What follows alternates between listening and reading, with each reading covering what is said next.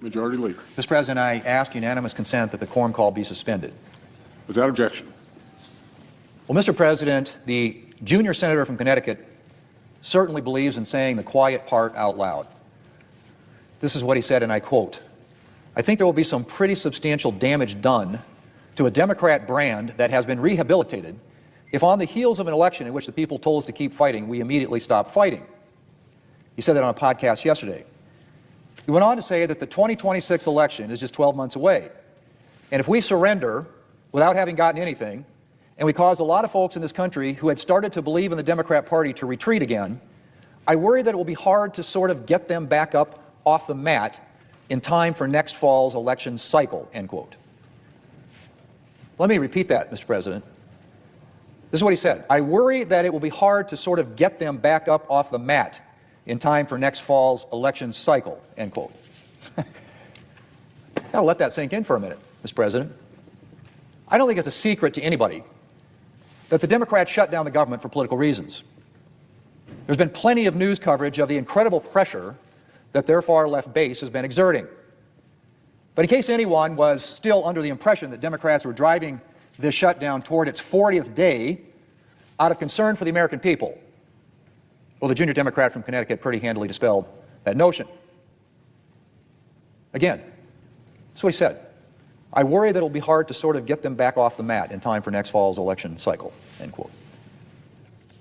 And just in case anyone needed any additional testimony, Axios reported on Wednesday, and I quote, "A set of post-election talking points circulated among Democratic congressional offices warned caving without concessions would sap Democrats' momentum and undercut the party's support from its base. Democrats throwing Republicans a rope in exchange for nothing would be political self-sabotage," it added. Political self-sabotage, Mr. President. Now, there are two very striking things about these quotes. One, of course, is the focus not on the American people, but on how to ensure Democrats win the next election. And two is the fact that progressive Democrats apparently want to keep this shutdown going forever. We're on day 38 of Democrat shutdown. Day 38. Federal workers have gone more than a month now without pay. They don't know how they're going to pay their mortgage or buy food, thanks to Democrats. A lot of them are supposed to get another paycheck today. Instead, they'll see a deposit of exactly $0 in their bank account. And that's just the tip of the iceberg. Head Start preschools have closed. Veterans programs have shuttered. Many Medicare recipients can't get access to telehealth. National Guard troops aren't training. SNAP benefits are in profound jeopardy. There are people going hungry right now because Democrats refuse to agree to a clean, nonpartisan funding extension. And of course, then there's air travel. Because of staffing shortages caused by Democrat shutdown, the Department of Transportation had to issue a mandatory reduction in air travel beginning today. Hundreds of thousands of people will be affected every day, to say nothing of disruptions to the movement of packages and goods. But nothing seems to move Democrats. Nothing. Not hungry Americans. Not massive disruptions to our economy. Nothing. Mr. President, if I were a Democrat, I would be embarrassed. I mean, flat out embarrassed to walk into this building every day, to walk past the men and women of the Capitol Police who are not getting paid thanks to Democrats, to walk past junior staffers, many of whom are undoubtedly frantic by this point as they wonder how they're going to pay their rent and continue to buy food. How can Democrats look any of these people in the eyes? And please don't tell me they're fighting for some greater good for the American people. If Democrats can be said to be fighting for anyone at all besides themselves, they are fighting for a fraction of a fraction, for a tiny percentage of the small percentage of Americans who are on Obamacare. The number of people they're supposedly fighting for is dwarfed, and I say dwarfed, Mr. President, by the number of people whose lives and livelihoods they are damaging. And as for the claim that Democrats got some kind of mandate from the American people on Tuesday to continue jeopardizing food stamps for 40 million Americans in need, give me a break. Democrats performed well in 3 states where Democrats often perform well. Congratulations. I really don't think that means that the American people have all signed up to be democratic socialists. And it sure as heck doesn't provide a good reason for making 40 million Americans go hungry. Mr. President, I would like to think that the junior senator from Connecticut doesn't represent all Senate Democrats. But if there are Senate Democrats out there who do still care about hardworking Americans and not just Democrats' election prospects, the time to act is now. Not when the far left decides this exercise can be over. Not when federal workers are lining up at food banks for their Thanksgiving meal. Now, today, I hope, Mr. President, there are at least 5 more Democrats out there with a backbone who will vote with us to reopen the government and end these weeks of misery for the American people. Mr. President, I yield the floor, and I suggest the absence of a quorum.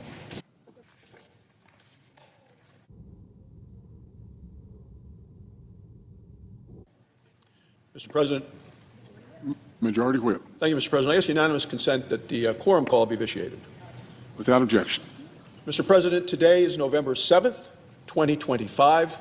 We are now 1 month and 7 days into the longest shutdown in the history of the American government. Democrats can stand here and claim they've broken the record. But for what? For leverage? For politics? Meanwhile, in every state of this union, the American people are getting hurt. They don't seem to care one bit. Soldiers are working without pay at Fort Bragg in Georgia. Where are the 2 Democrat senators from Georgia? A single mom in Michigan is struggling to put food on the table for her children. Where are the 2 Democrat senators from Michigan? Capitol Police officers and staff members on this very floor in this very building are struggling to pay their bills. Do the Democrat senators care about any of them? Government is still closed. They're not getting paid. Each and every one of these people are being hurt by the Schumer shutdown. Every one of them. And every day it gets worse for them. Yet Senator Schumer bragged to the press, bragged to them. He said every day gets better for us. I'm wondering who us is. Certainly not the American people. Certainly not the people whose flights were grounded today all across the country. You know, to keep our airlines and to keep our skies safe, the FAA directed airlines to reduce the number of flights. It's the right thing to do. This has impacted airports all across this country. That's the impact of what the Democrats are doing by keeping this government shut. The FAA administrator, someone with 35 years of experience in the field, he said, we're in all new territory. Never seen anything like this before. And here's what really should terrify the American people. It's one Democrat staffer said Democrats won't open the government until planes fall out of the sky. Can you believe that, Mr. President? Let that sink in. Democrats are waiting for a disaster. And in the process, they're gambling with American lives. Senator Chris Murphy of Connecticut, a Democrat with presidential ambitions, based on his scheduling and his speeches, he admitted it on the record. He said in an interview just yesterday with Punchbowl News, Senator Murphy said reopening the government would do, he said, substantial damage to the Democrats' brand. There you have it. Bad for the brand of functioning government. Democrat brand means more to them than 42 million hungry Americans. The Democrat brand means more to them than military families who aren't getting paid. The Democrat brand means more to them than safety in the skies. Let's call what it is, what we're seeing with the Democrat shutdown. It is cruel and it is heartless. Now, let's be fair. Even some Democrats now recognize that it is cruel and heartless. They're starting to turn on each other. One Democrat staffer admitted to the press that the far left Democrats in their caucus have no plan to ever end the shutdown. None. Zero. They want to keep it going forever. The staffer even admitted the far left Democrats are hurting people and they're doing it for political gain. This is the direct quote from the Democrat staff member, Senate staff. Families who can afford it least, he said, are getting walloped every day the shutdown continues. Mr. President, Democrats can and should end this shutdown today. Republicans have a clean, bipartisan continuing resolution at the desk to reopen the government. We want to pair this with 3 full-time appropriations bills. These are bills that have already passed the Senate with bipartisan support. They've been negotiated on a bipartisan basis with the House. Progress. We need to get it done. These bills would fully fund veterans care. They would fully fund our Capitol Police. They would fully fund food assistance in America, such as SNAP and the WIC programs. This is a very reasonable deal, a reasonable proposal, a deal that Democrats earlier this week asked Republicans to put onto the floor. And if it passes, the Schumer shutdown will end quickly. 13,000 air traffic controllers will get paid. 50,000 TSA agents would get paid. 1.3 million military members would be paid. Food assistance for 42 million Americans would be fully funded. Flights would get restored. Government would reopen. Some Senate Democrats have signaled they will still vote no. No. Evidently, they want the pain. They want the pressure. And as members of this body, as well as the Democrat whip, said to the press on television, she said, they want, quote, leverage to continue so they can score political points. Let me be clear about what a no vote means.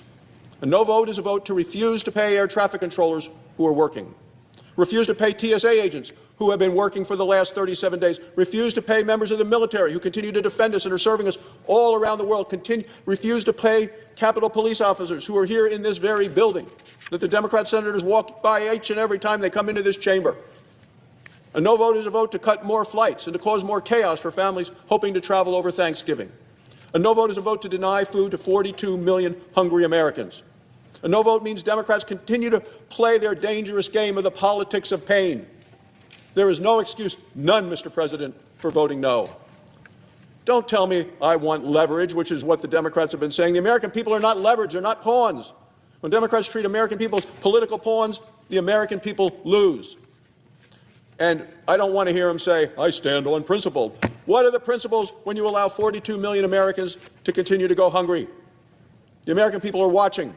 They're watching to see who is fighting for them and who is simply using them as leverage. Thank you, Mr. President, and I yield the floor.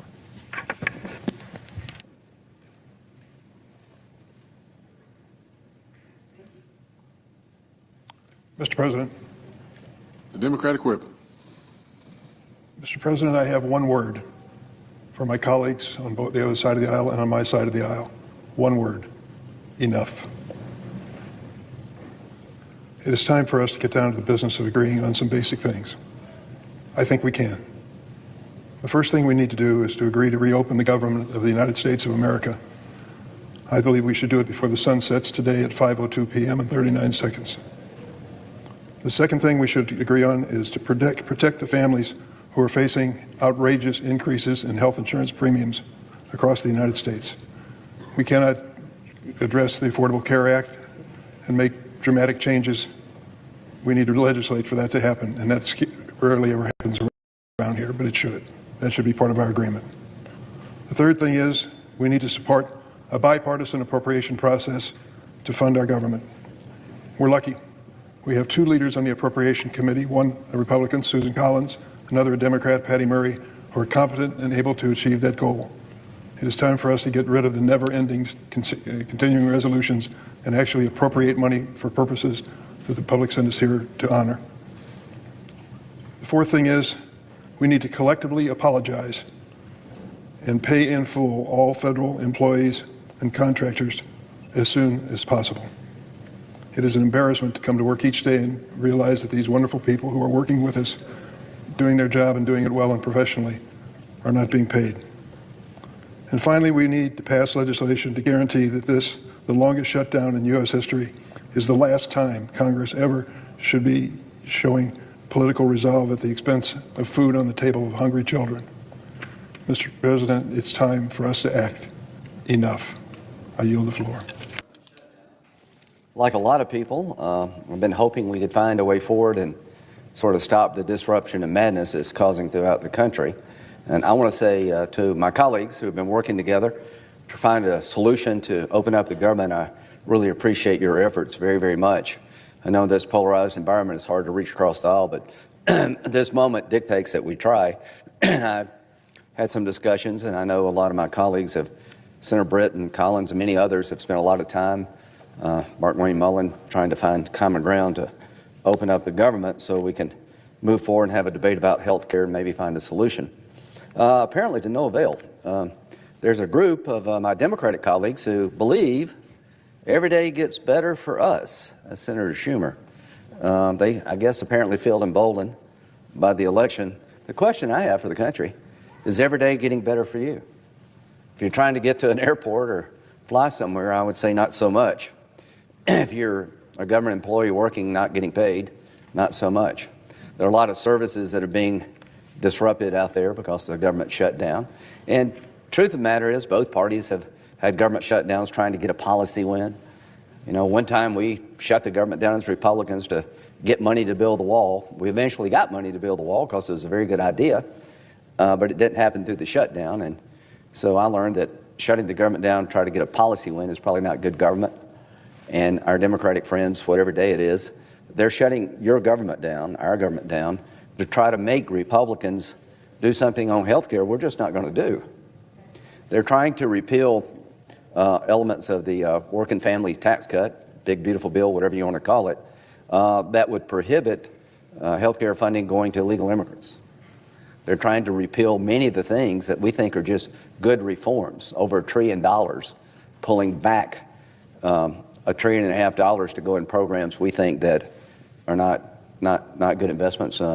Investing in a program where illegal immigrants can get free health care just gives you more illegal immigration. One of the things that we're trying to deal with is Medicaid has grown by 50% in the last 5 years, and we're trying to put it on a more sustainable path and helping rural hospitals. They want to take the provision out of the bill that would give $50 billion to rural hospitals to help with Medicaid reform. So we're just not going to do that. That's never going to happen, nor should it. So what do we do next? I think the first thing we need to do is understanding that the statement, every day gets better for us, is a lie. Us being the United States. Every day that this thing drags on is bad for America. It's dangerous for America. It's dangerous to our national security. The people in the FBI, the CIA that have to work no matter where they get paid simply to protect our nation. So this madness really needs to end. I think there are plenty of people over here that would try to go forward to have a debate about health care and maybe find common ground, but not this way. The one thing I've learned in my time up here is that taking hostages, political hostage taking, shouldn't be overly rewarded. Political terrorism should never be rewarded. And what you're doing over there by not finding a way forward, you're terrorizing the country for your own political benefit. You really are engaging in political terrorism. You're making it hard for people to do things they need to do and have to do. You're making it hard for people to get services they need because your political desire to beat us. Well, I tell you what, that needs to stop. So to my leadership here, y'all have done a great job, Senator Thune particularly, kind of saying we'll talk, but we've got to open up the government first. I really appreciate what Senator Thune has done in that regard. But I want my colleagues to know the longer this goes and the more people you hurt and the more you try to extract from your political hostage taking, the less votes you're going to get from us, starting with me. I'm not going to give in to this. We're not going to reward people who do this. I understand trying to find common ground and getting something to give something, but you're going way too far. You're hurting way too many people. You're asking for things that are really absurd. So don't think you're going to open a handful of Democratic votes if this continues. You're going to need much more than that because you're going to lose me. I'm not going to play this game any longer. This is bad for the country, and if we do it now, it will never end. So Senator Schumer, I couldn't disagree with you more. Every day gets better for us. You clearly need to get out of Washington and talk to people outside the wacky left. You're disconnected with real life in America.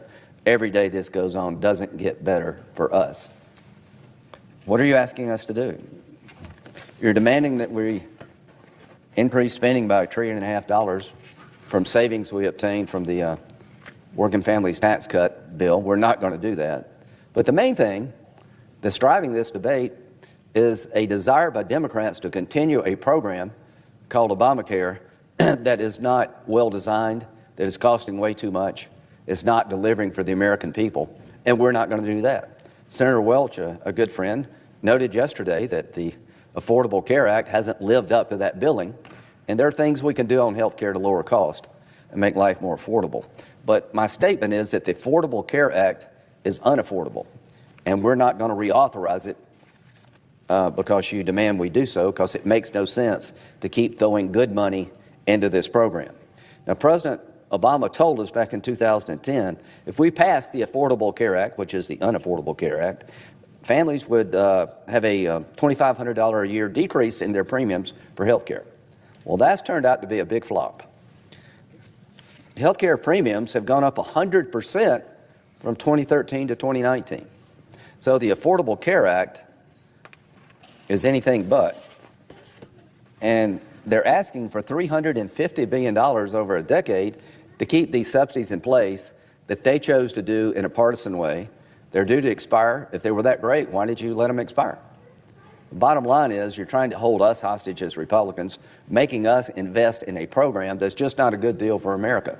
No matter what you call it or how you want to sell it, you're selling a bad product, and that product needs to be discontinued as it exists today. Who is the biggest winner of the Affordable Care Act? Not consumers, a dramatic increase in premiums. We didn't lower premiums by $2,500 per family. They've gone up by over 100% in just a matter of years. Now you're wanting to continue subsidies that create subsidies for the Obamacare that nobody in the private sector has. The average person in America is paying about 25% of their premium that works for a company. What they're trying to do is basically have most people pay nothing and allow people making up to hundreds of thousands of dollars to get subsidies for their health care. We just can't afford that. Senator Klobuchar talked about a husband and wife that retired early from a union job that have a combined income of about $130-something thousand, that their premiums will go up. Well, the question is, do we need to be subsidizing premiums for people that make $130-something thousand that have defined benefit plans plus Social Security? The question becomes, what makes sense? What can we afford? What's the best way to help the American people? I tell you, the best way to help the American people is stop the madness when it comes to Obamacare. What has happened since the passage of this bill? Let me tell you what's happened.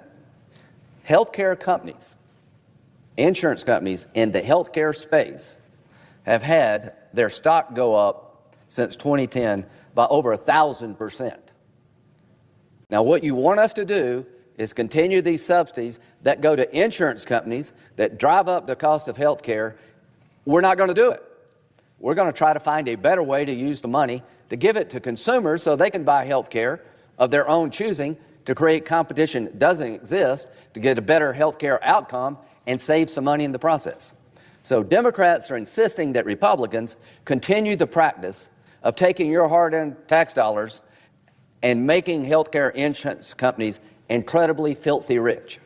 Look at this chart. This is the S&P 500. These are different companies in the space. But the main healthcare companies that benefit from Obamacare have seen their stock increase by 1,000% with no end in sight. United Healthcare, 1,177% increase in stock. Cigna, 822%, 441%. Humana, 490%. They need to up their game. MOLINA, whoever they are, 859%. SENTENE, 604%. Aetna, 595% since the passage of this bill. We are not, as Republicans, going to continue what you've created, a windfall for healthcare insurance companies, inflationary mechanisms in healthcare without an end. We're going to stop and fix what you created in 2010. Which is an out-of-control, inflationary approach to health care that rewards insurance companies over anybody else. You told a big lie to the American people when you passed this bill. Their premiums will go down by $2,500 per family. They've gone up by 100%. We're going to stop the madness. We're going to come out with a proposal that will have a different outcome than this. We're going to come out with a proposal that will allow this money to go to people to make better choices for them, to create competition that doesn't exist, and the big loser will be the insurance companies. The big winner will be the consumer. And President Trump stands ready to work with you on the other side to get an outcome we can all live with. We cannot live with this, folks. We cannot live with Obamacare and these subsidies as designed, because they're creating runaway inflation in health care. They're rewarding the biggest health care companies in the country to the expense of the taxpayer. We're going to break this cycle. Now, how long will that take? I don't know. But I know this. I'm not going to be forced to continue this wasteful, inefficient program called Obamacare, and because you tell me I have to open the government. I will not. And we'll have an election one of these days, and we'll see how this plays out over time. We'll see what the American people want.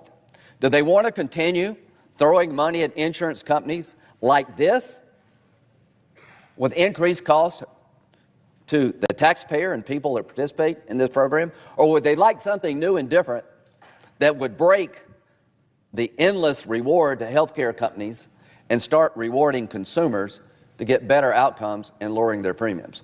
We'll have a debate about that one day. We'll have an election probably over that. But what we're not going to do is be held hostage for you to get your way, for me to vote to authorize a program that is failing, that was a lie, and I'm going to do what I can to fix this.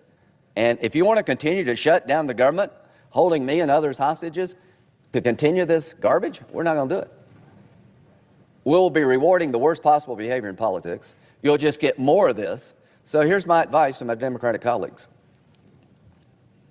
Work with people who are trying to find a way forward, to reopen the government, to have a conversation about how to better to deliver affordable health care, working in a bipartisan manner, and we'll get to where we need to go as a country. We will not give in to political terrorism and hostage-taking.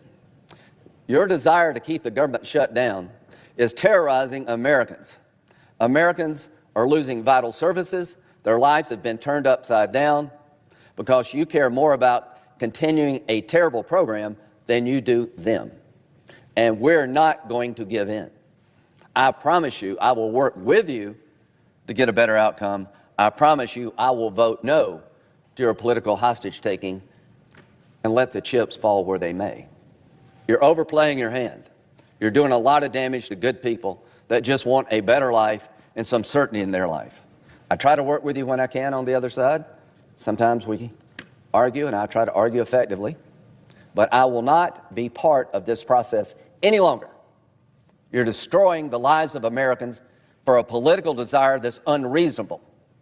You're asking me and others to continue a program that is fundamentally broken, that's inflationary. And the only winner of Obamacare are the largest health care companies in America who are making excessive profits off a health care system you designed, and all you want is more people signed up on this program, and you're rewarding insurance companies for finding more people who are making a fortune, and the delivery of health care is costing more, and the quality is going down. We're not going to do this. We're not going to give in to this. So my approach is a nightmare for the health care insurance companies. Our approach will be the biggest loser will be health care insurance companies. The biggest winner will be consumers who will have choices they don't today and money they can have that they don't have today to buy a better product. That's what this is about. The insistence of the Democratic Party to excessively reward healthcare insurance companies who are doing their bidding to sign up people on government health care that's inefficient, it's not working. You don't care it's inefficient and not working. You just want more people, and you're using the insurance companies in the healthcare space as your agents, as your proxies, and they're willingly doing your bidding. To the insurance companies in the healthcare space, your days are numbered when it comes to this crap. To my Democratic colleagues, you want to debate on healthcare? Let it begin right now. Look what you're doing with taxpayer dollars. You're not relieving the cost of healthcare to working people. You're increasing their premiums. You're making healthcare more inflationary, and the only people that really are winning big are healthcare insurance companies who are willingly playing this game, and they'll never stop. Why would they? Why would a healthcare insurance company turn their back on this program when they're making a killing? Well, I don't know what's going to happen or when it's going to happen, but I know this. I will never vote to continue this madness. If you're insisting that I have to continue this program, I will not. I owe it to the people of South Carolina and the country to break this cycle. We owe it to the people of America to open up our government and have a logical discussion about making health care more affordable and breaking the cycle of runaway inflation.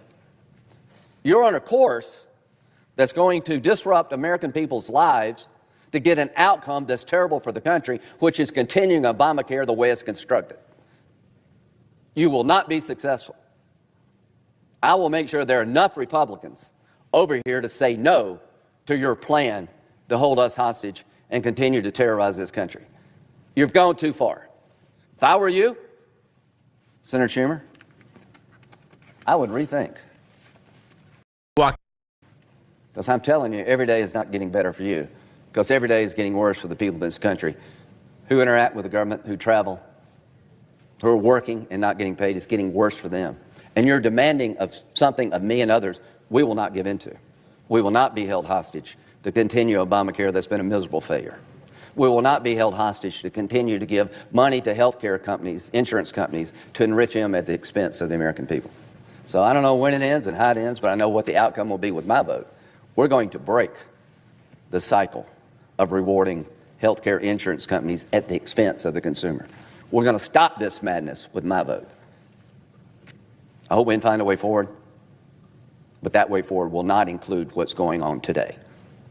So I will be voting no to the idea that we will continue these subsidies, rewarding healthcare insurance companies insane amounts, driving up premium costs, and getting bad outcomes to open up the government. I reject that, and I will vote no to that. And the demands you're making grow every day. You're overplaying your hand, and you're hurting people. Stop it. With that, I yield. As you well know, I'm the new guy here. In the past, I watched government shutdowns from afar. They never made sense to me. And now I'm seeing one up close. And I can confirm that government shutdowns are senseless. And this one seems to be one of the most senseless ones of all. But what's it about? Why, for 38 days, would the government be shut down? Well, I know this. On day one, sat in this chamber, listened to the Majority Leader John Thune explain to our Democrat colleagues, open the government, and we'll negotiate on any priorities you want to discuss. So those have been the ground rules from day one. It sounded fair to me. Seems like that's a fair way to do it. But apparently that was not good enough for my Democrat colleagues, some of them who said that the shutdown was necessary to provide leverage to get the policies they wanted to, and that they needed to stand up to President Trump. Well, congratulations. Congratulations for setting the record for the longest government shutdown in American history. Hope you're proud. But it came at an enormously expensive price, a very, very high price. And for who is paying that high price? It came at the expense of your constituents. That's who. That's who is paying the price for the government shutdown. And the reality is this, though. President Trump was elected overwhelmingly by the majority of Americans just a year ago. He'll be in office for 3 more years. I know that for many of my colleagues, they don't like that prospect. But that's the reality. That's how we do this in America. We elect presidents every 4 years. And he was elected overwhelmingly by the American people. So I certainly hope, in standing up to him, you do not intend to keep the government shut down for 3 more years. For the process that you're using to gain leverage through your record-long government shutdown is at the price of the American people. They are the ones that are suffering from this, not the people in this chamber, the American people. They are the collateral damage for your leverage. That's who's paying the price for the political game. And who are the they? Who are the they that's paying this price? Well, they are SNAP beneficiaries who don't know if they'll be able to afford food. They are the TSA agents and air traffic controllers who are missing paychecks, some of them having to take other jobs. Probably some of them will soon need to resign because they won't be getting a paycheck and they'll need to find some way to put food on the table. And what's the result of that? Flights being canceled. It's disrupting lives of American people all around the country. That's the price of trying to gain leverage. Congratulations. The Capitol Police that protect this place and all of you, they're part of paying the price for this. They are going unpaid while they still remain on the job. The staff in this chamber, the staff that serves all of you to keep the floor open, to keep the clocks running on time, they pay the price. They're going without pay. Talked to a small business owner the other day who can't get their loan from the SBA. Small business owners are paying the price, and when they pay the price, so do their employees. In my own state of Ohio, 8,000 civilian employees were furloughed from Wright-Patterson Air Force Base, the people that protect our country. They are paying the price for your leverage. These are real people, not bargaining chips. They have real jobs. They have important things they do to serve our country. They are not bargaining chips for your political leverage. Republicans have voted time and time again to reopen government, cleanly, responsibly, and without games. The same thing that we've asked you to do. I've done it 14 times. My colleagues and I on this side of the aisle have voted 14 times to reopen the government. It's not unprecedented to pass a clean CR to reopen the government. In fact, during the Biden administration, when Republicans didn't run this chamber, they compromised with Democrats and voted 13 times to pass a clean CR to keep the government open, the same thing we've asked you to do 14 times, and you said no. There's a way forward right now, though. We can pass a funding bill today, get workers paid, keep America running, and then pair it with the firm commitment that has been given to debate and vote on the policies that divide us. That's how grown-ups govern, by the way. That's how grown-ups are supposed to do this. We don't always get our way. We debate it, we fight for our values, and we vote. And sometimes we win and sometimes we lose. That's what the majority leader of this body, John Thune, who is a man of his word, has said he would do. My Democrat colleagues say they don't want to give up their leverage in funding government until all of their demands are met. But let's be abundantly clear. It's not Republicans. It's not Republicans that you're hurting with this strategy. It's the American people, the American taxpayer that's paying for a government that's not serving them. They are the ones. They are the ones that your strategy is hurting. And I say this with all sincerity. I want to offer a perspective. Because yes, I'm fired up about this. I'm frustrated by it. I think it's wrong. But I want to fix it. So I want to offer this perspective. If leverage was your goal, you got as much leverage now as you're ever going to get. Never going to get better than this. The shutdown has lasted 38 days. Do you really think you'll have more leverage after 48 days or 58 days? You won't. It's just a matter of how much more suffering you will cause until it comes to an end. When will enough be enough? How much suffering must occur before you decide to vote with us to open up the government? I'm not asking you to abandon your principles. Would never do that. Everybody here stands on their principles. They argue and fight for what they want. Would never ask you to abandon your principles. If you want to defend Biden's COVID-era bonuses that prop up a broken Obamacare system, then keep fighting for them. If that's what you believe. Not working. You can propose your own legislation, or, which I would prefer, that you propose some bipartisan legislation that the majority leader of this chamber, I believe, will bring up to a vote. It's time for you to take yes for an answer, to work with us to solve these problems. Madam President, I wasn't here, neither were you, when all the Obamacare legislation was passed. Nor was I here when the Democrats voted to set an expiration date of 2025 for the subsidies that they now say they want to renew. They set the expiration date. But I'm here now. I want to fix it. I want to get some results. But those policies, those Obamacare policies, have contributed to increasing health care costs that are the biggest driver of inflation in the 21st century. Look at this chart. This is the cost of consumer goods, services that have increased from 2000 to 2024. Hospital services, number one. Medical care services on this chart. Health care inflation is the most dramatic form of inflation that this nation has experienced in the 21st century, and it is due to Obamacare policies. Those are the facts, and that is the reality.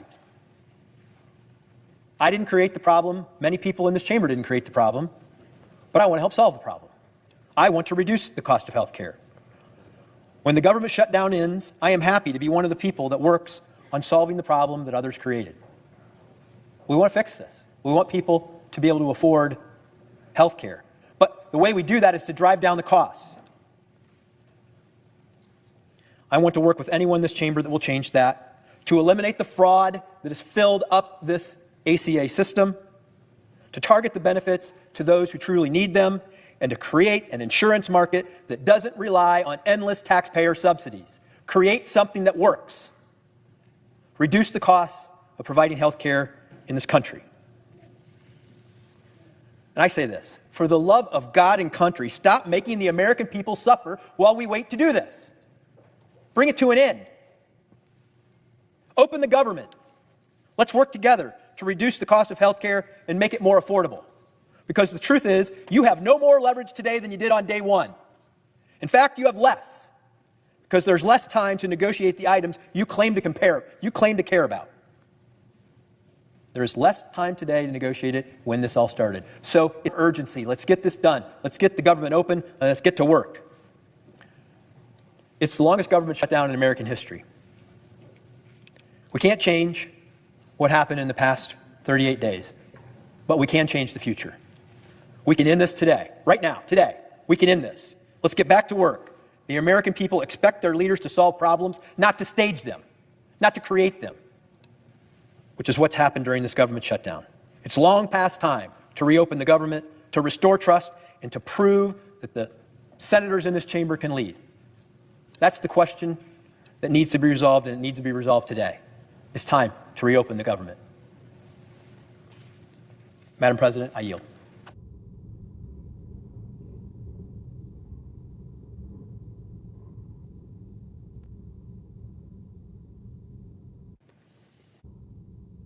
Madam President. Senator from Texas. Madam President, I rise today to speak about a grave matter and a clear violation of religious freedom, human dignity, and the rule of law. In China, Christians are fighting daily for their religious freedom against the Chinese Communist Party. And on October 10th, 2025, the Chinese Communist Party launched the largest coordinated nationwide crackdown in more than 4 decades against a Christian urban house church in China. In that sweep, 23 pastors and church members of the Zion Church, one of China's largest underground congregations, were arrested and wrongfully detained, including Pastor Ezra Jin. Pastor Jin and the members of the Zion Church were not engaged in violence. They were worshiping. They were serving God. And for that action, they are being treated as enemies of the communist state. Last week, I introduced a bipartisan, bicameral resolution to condemn the abduction of Pastor Jin and the Zion Church leaders and to demand their immediate release. This resolution is designed to pressure Chinese leadership to release the congregation members and to let them practice their Christian faith freely. It sends a message that faith is not a crime, and a government that fears its citizens' faith is nothing more than an oppressive tyranny. Pastor Jin's daughter and her husband, Bill, a native Houstonian, wrote about the CCP's persecution in the Washington Post this past week. In their column, they made a piercing observation, and I want to share it here in full. Quote, "There are few more obvious ways to showcase the bankruptcy of an ideology and the vitality of the Christian faith than by forcing peaceful believers to suffer for the sake of their convictions." This is a profound truth. China, like other communist regimes before it, utterly despises the fact that there is and always has been a higher authority than the state itself. In its effort to bring every aspect of society under brutal government control, the CCP uses state power to drive fear into the hearts of its citizens. History has shown these tactics will fail, and the persecuted church will only grow stronger. The Apostle Paul reminds us that God gave us not a spirit of fear, but of power and of love. I know that that same spirit, one of power and of love, is what the church in China is fighting with. I urge my colleagues to join me in passing this resolution unanimously, to show our support for Pastor Jin, his family, and his fellow believers, and to show the world that the United States stands on the side of freedom, on the side of faith, and we stand with the persecuted Christians in China. Madam President, I ask unanimous consent that the Foreign Relations Committee be discharged from further consideration and the Senate now proceed to S. Res. 463. The clerk will report. Senate Resolution 463 expressing condemnation of the Chinese Communist Party's persecution of religious minority groups and so forth. Without objection, the committee is. The Senate will proceed to the measure. I ask unanimous consent that Cruz's substitute amendment to the resolution be considered and agreed to. Without objection. I know of no further debate on the resolution as amended. If there's no further debate, the question is on the resolution as amended. All in favor say aye. Aye. All opposed, no. The ayes appear to have it. The ayes do have it. The resolution as amended is adopted. Madam President, I ask unanimous consent that the Cruz substitute amendment to the preamble be agreed to, the preamble as amended be agreed to, and that the motions to reconsider be considered made and laid upon the table. Without objection.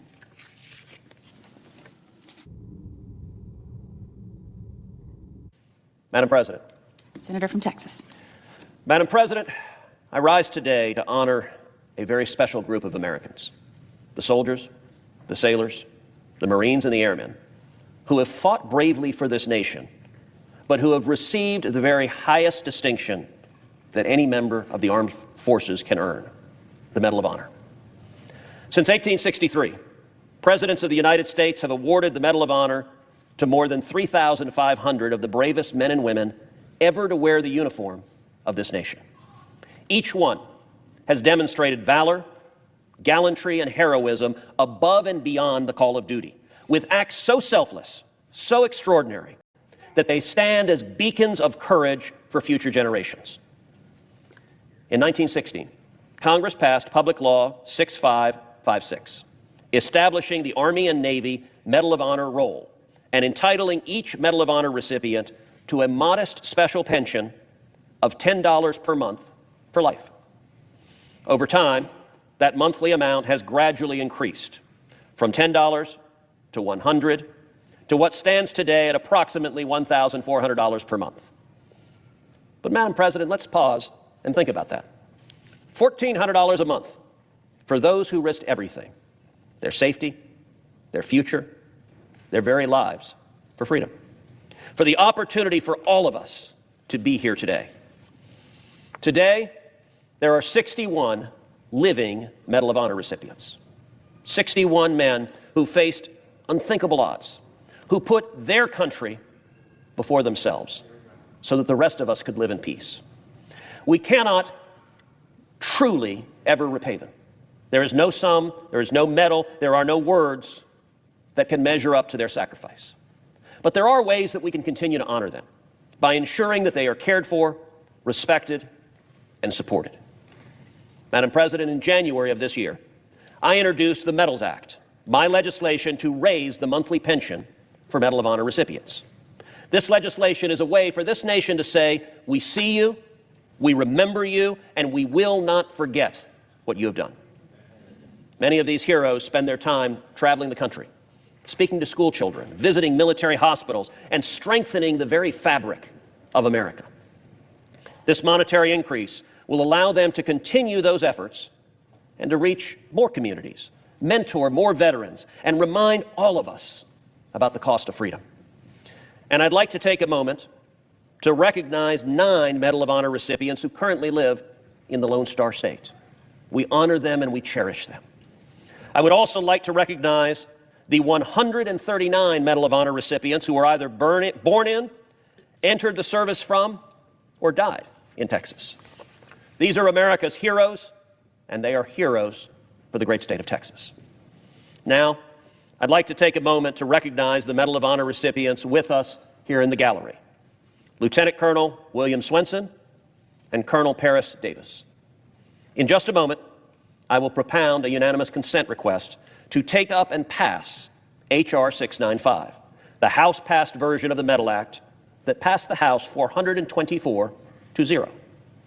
I urge my colleagues to join me, as our companions in the House have already done, in supporting this measure, in passing it into law, in sending it directly to the President's desk to be signed into law, and showing that when it comes to honoring our nation's very greatest heroes, we are united and we speak with one voice.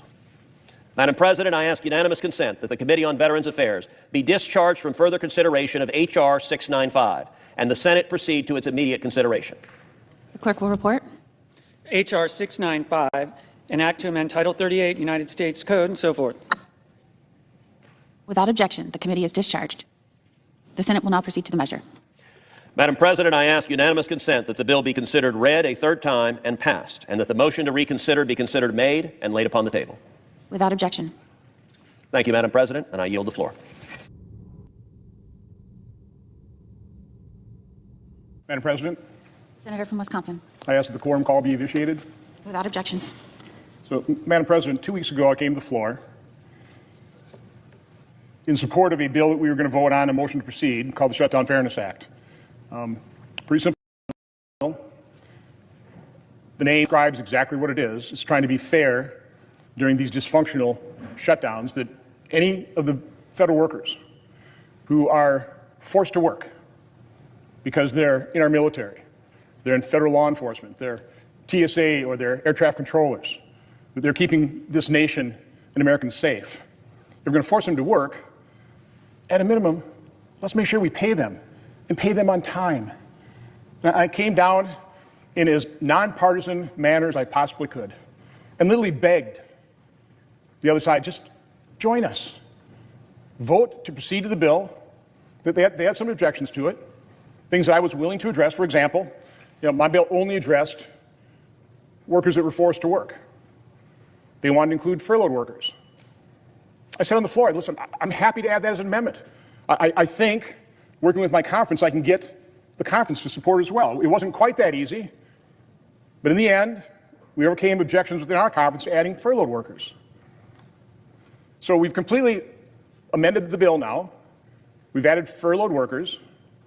In the meantime, surprising to me, we had federal employee worker unions reach out to us, asking what they could do to help pass this bill. They are sick and tired of being used as pawns in this political dysfunction here. They're tired of it. One of the things that definitely appealed to them once I added furloughed workers was, my bill makes it permanent. My bill says we will never use you again as a pawn in the political gamesmanship that's being played out right now. So I'm happy to report the Shutdown Fairness Act, as I've now amended it, adding furloughed workers, is supported by the American Federation of Government Employees, the Federal Managers Association, Federal Law Enforcement Officers Association, National Air Traffic Controllers Association. We tragically had a plane go down early in the week. I'm not saying it's because of air traffic control, but we understand the danger. We have to understand the risks we are taking in not paying air traffic controllers so we can fully man our air towers and keep our airspace safe. The International Association of Firefighters supports my bill. The Association of Flight Attendants does. So again, one of the main reasons they support my bills, in addition to the fact that we added furloughed workers, is my bill makes this permanent. So, Madam President, I ask unanimous consent that the Senate proceed to the immediate consideration of calendar number 191, S. Senate Bill 3012. I further ask that the Johnson substitute amendment at the desk be considered and agreed to, the bill, as amended, be considered read a third time and passed, and that the motions to reconsider be considered made and laid upon the table. Is there objection? Madam President. Senator from Michigan. Madam President, the right to object. I just want to first start off and say that I just deeply appreciate that Senator Johnson has updated his proposal to pay all federal employees during the shutdown to include furloughed workers as well as D.C. employees. So I appreciate all those efforts. I've worked on a number of bills with the senator from Wisconsin. We'd like to continue to work on this bill as well as we go forward. But unfortunately, I just still have some concerns about the way that the bill has been drafted so far. Those are things that I think we can work out and want to work out. We've been going back and forth with our staff. I'm concerned that Senator Johnson's bill still leaves too much discretion up to President Trump. There's too much wiggle room for the administration to basically pick and choose which federal employees are paid and when. And I'm also deeply concerned that this would allow the administration to actually transfer this money to other purposes that are unintended by Congress, which unfortunately we have seen happen repeatedly in this administration. So I believe there are ways that we can put in guardrails. There's a way we can get to that, but we're just not there yet. And I would certainly ask the indulgence of my colleague from Wisconsin to look, we've sent another proposal over to his staff. We can work on this quickly and try to figure out how we get there. But in the meantime, I've also introduced a bill that would pay federal employees just for this shutdown without the additional powers to the administration. It's just basically a clean bill. No additional language, no complications, no wondering what does this actually mean. It's very straightforward. My Military and Federal Employees Protection Act would ensure that all federal employees receive the pay that they certainly deserve, allowing them to pay their bills on time this month. I've asked Senator Johnson to support my very simple proposal, which I think accomplishes most everything he wants to do, with the exceptions of things about giving the administration more power. I think we can agree on that, whether we can pay our troops and our federal employees, period. That would be my goal. So I will continue to work to this end, to work to end this government shutdown and address the health care crisis. But in the meantime, we must protect our hardworking federal employees. My bill is very straightforward. We could agree to that right now, and it's done. Federal employees are going to get paid without all the other extraneous language that's in the senator's bill. Therefore, I ask that the senator modify his request so that instead the Appropriations Committee be discharged from further consideration S3043, and that the Senate proceed to its immediate consideration, that the bill be considered read a third time and passed, and that the motion to reconsider be considered, made, and laid upon the table. Does the senator from Wisconsin so modify your request? His request? Reserving the right to object, Madam President. It's important the American public understands what's going on here. Again, I came down here 2 weeks ago. I modified my bill quite dramatically. Entered into talks immediately with the senator from Delaware and the senator from Michigan. Within those talks, again, 2 weeks ago, they were accusing my bill of giving the president all this additional authority. In discussions staff to staff, they admitted there is no additional authority I'm giving the president in this bill whatsoever. This bill is completely silent on president's authority in terms of who he can furlough. As a matter of fact, everybody's included. Every employee is now included. There's no discretion whatsoever in terms of who's furloughed, who gets brought back to work, who gets paid. They all get paid. The senator from Michigan is well aware of this. Those discussions, I'd say, petered out within a few days. I don't know, they were emboldened. They're just digging their heels in. They're going to continue the shutdown. Don't feel that they're getting blamed for it. Didn't have much pressure on it. Now, here 2 weeks later, they want to redline the bill. Well, in that 2 weeks, we've had our bill examined exhaustively by our leadership, by OMB, by the unions. Our bill is in a really good place right now. We've tried to think of everything. No federal employee would be excluded from this. The senator from Michigan says my bill allows the president to pick and choose. That's total hogwash. Again, every federal employee, including contractors, gets paid. There's no picking and choosing. That is completely false. Money transfers? What is he talking about? More power? There's no power. It is completely silent in terms of presidential authority. These are false arguments. This is further evidence of the gamesmanship the Democrats are playing with people's lives. They are the party of big government. They've, in effect, taken a family member hostage. I see our leader on the floor here. He's been doing everything he possibly can to help Democrats release their own hostage. Open up the government. Once you do that, we're more than happy to talk to you about how to repair the damage done by Obamacare and transition to a system that works. But they're playing politics. They're using federal employees, and quite honestly, the American public now, whose flights are being delayed, whose skies are less safe. They're using public employees and the American public as pawns in this grotesque display of partisanship. My bill is very simple. It's backed by the public sector unions who generally don't support things I'm putting forward. And if the senator insists on objecting to this, preventing these people, these workers, these people who keep us safe from getting paid in this round, my guess is we'll take a vote on this to proceed to the bill. The problem with that is it's going to take much more time. If we could pass this by unanimous consent right now, we can send it over to the House, The Speaker's already indicated if we pass the Shutdown Fairness Act, he'll bring his people back. They're on a 48-hour call. We could have this passed by Monday. Our skies would be safer again. Federal employees would be treated fairly. They would be paid. And they will never, ever be used as pawns in this kind of partisan, this grotesque partisan gamesmanship. So, Madam President, I will not modify my request. Wisconsin yield for Absolutely. Madam President, I'm trying to understand what's going on here, and perhaps the senator from Michigan can clarify. So every public sector employees union is supporting the senator from Wisconsin's bill, but you're objecting because you think it grants too much power to the president. Now, if that's, I don't know how every public sector employees union would be in support of this bill. And my understanding is the modification proposed by the senator from Michigan would essentially cover back pay, but wouldn't do anything to address going forward. So in other words, we're going to keep federal employees hostage. So they might get paid for back pay, but starting tomorrow, they're not going to get paid again. And that means that in the future, they continue to be pawns. They continue to get held hostage. This is a straightforward approach that addresses that issue. And that everybody in this chamber who isn't getting paid, I can't believe people come down here and look these people in the eye when he's saying right here, we will pay them not only for today, but for tomorrow and for the entire year, and we won't allow them to be held hostage and be pawns in a political game in the future. And my understanding is the senator from Michigan, on behalf, I suppose, of other Democrats, is objecting to that. Please, please help me understand.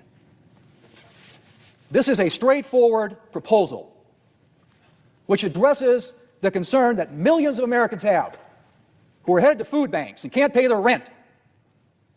And you're coming down here and saying you're going to object because you just want to pay them for yesterday, not for tomorrow or the next day after that? It's about leverage, isn't it? Isn't that what you all been saying? It's about leverage? This isn't leverage. This is the lives of the American people. Senator of Wisconsin has put forward a straightforward proposal to pay people, federal employees, today, tomorrow, and in the future. And what you're essentially saying is, well, I'm fine with paying them for yesterday, but we're not going to pay them for tomorrow or for the day after that. And we don't seem to care that there are men and women in uniform who are frequenting food banks, who are not making rent payments, or trying to borrow to get by because it's leverage. So, Mr. President, Madam President, I should say, I would hope, we're going to vote on this, so Senator from Michigan can object to the unanimous consent request the senator from Wisconsin made. But everybody in this chamber is going to be put on the record on whether or not they want to pay federal employees. Not yesterday, but today and tomorrow and into the future. I am tired of political games. I really am. And so feel free to object to something that I don't know how anybody in their right mind can walk into this chamber, look these people in the eye, and say, we're not going to pay you. So we're going to vote on it. You object to it right now, but everybody in this chamber is going to vote on whether or not they want to pay federal employees, something that every single public employees union has said they support. I yield back to Senator from Wisconsin. Reclaiming my time for briefly to reemphasize the fact, if we can pass this now, and again, Senator from Michigan, I'm literally begging you, do not object. Do not object. It's still going to take a couple days to actually pass this.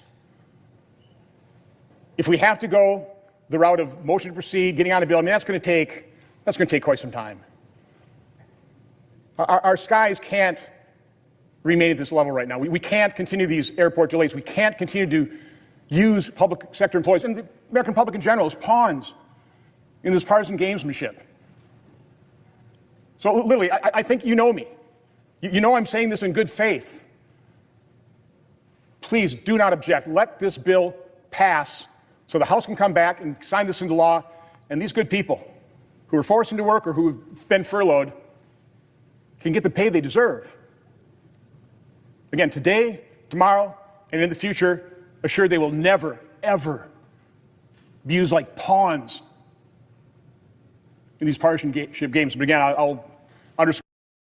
So if you really want to do that, we could do that today. Do you want me to just to put your name on this bill and then we'll pass it, that would be fine to do that. But folks are, excuse me, I reclaim. So we can make that happen. And if you put it on the floor later, we'll go through the process. I would hope that you and I, during that process, could work on language to perhaps address some of the concerns that I have. It's not that we pay people. That's not my concern. I wouldn't be offering this legislation here today if I was concerned about that. I want them paid. Labor unions support my bill, too. No surprise. They're getting paid.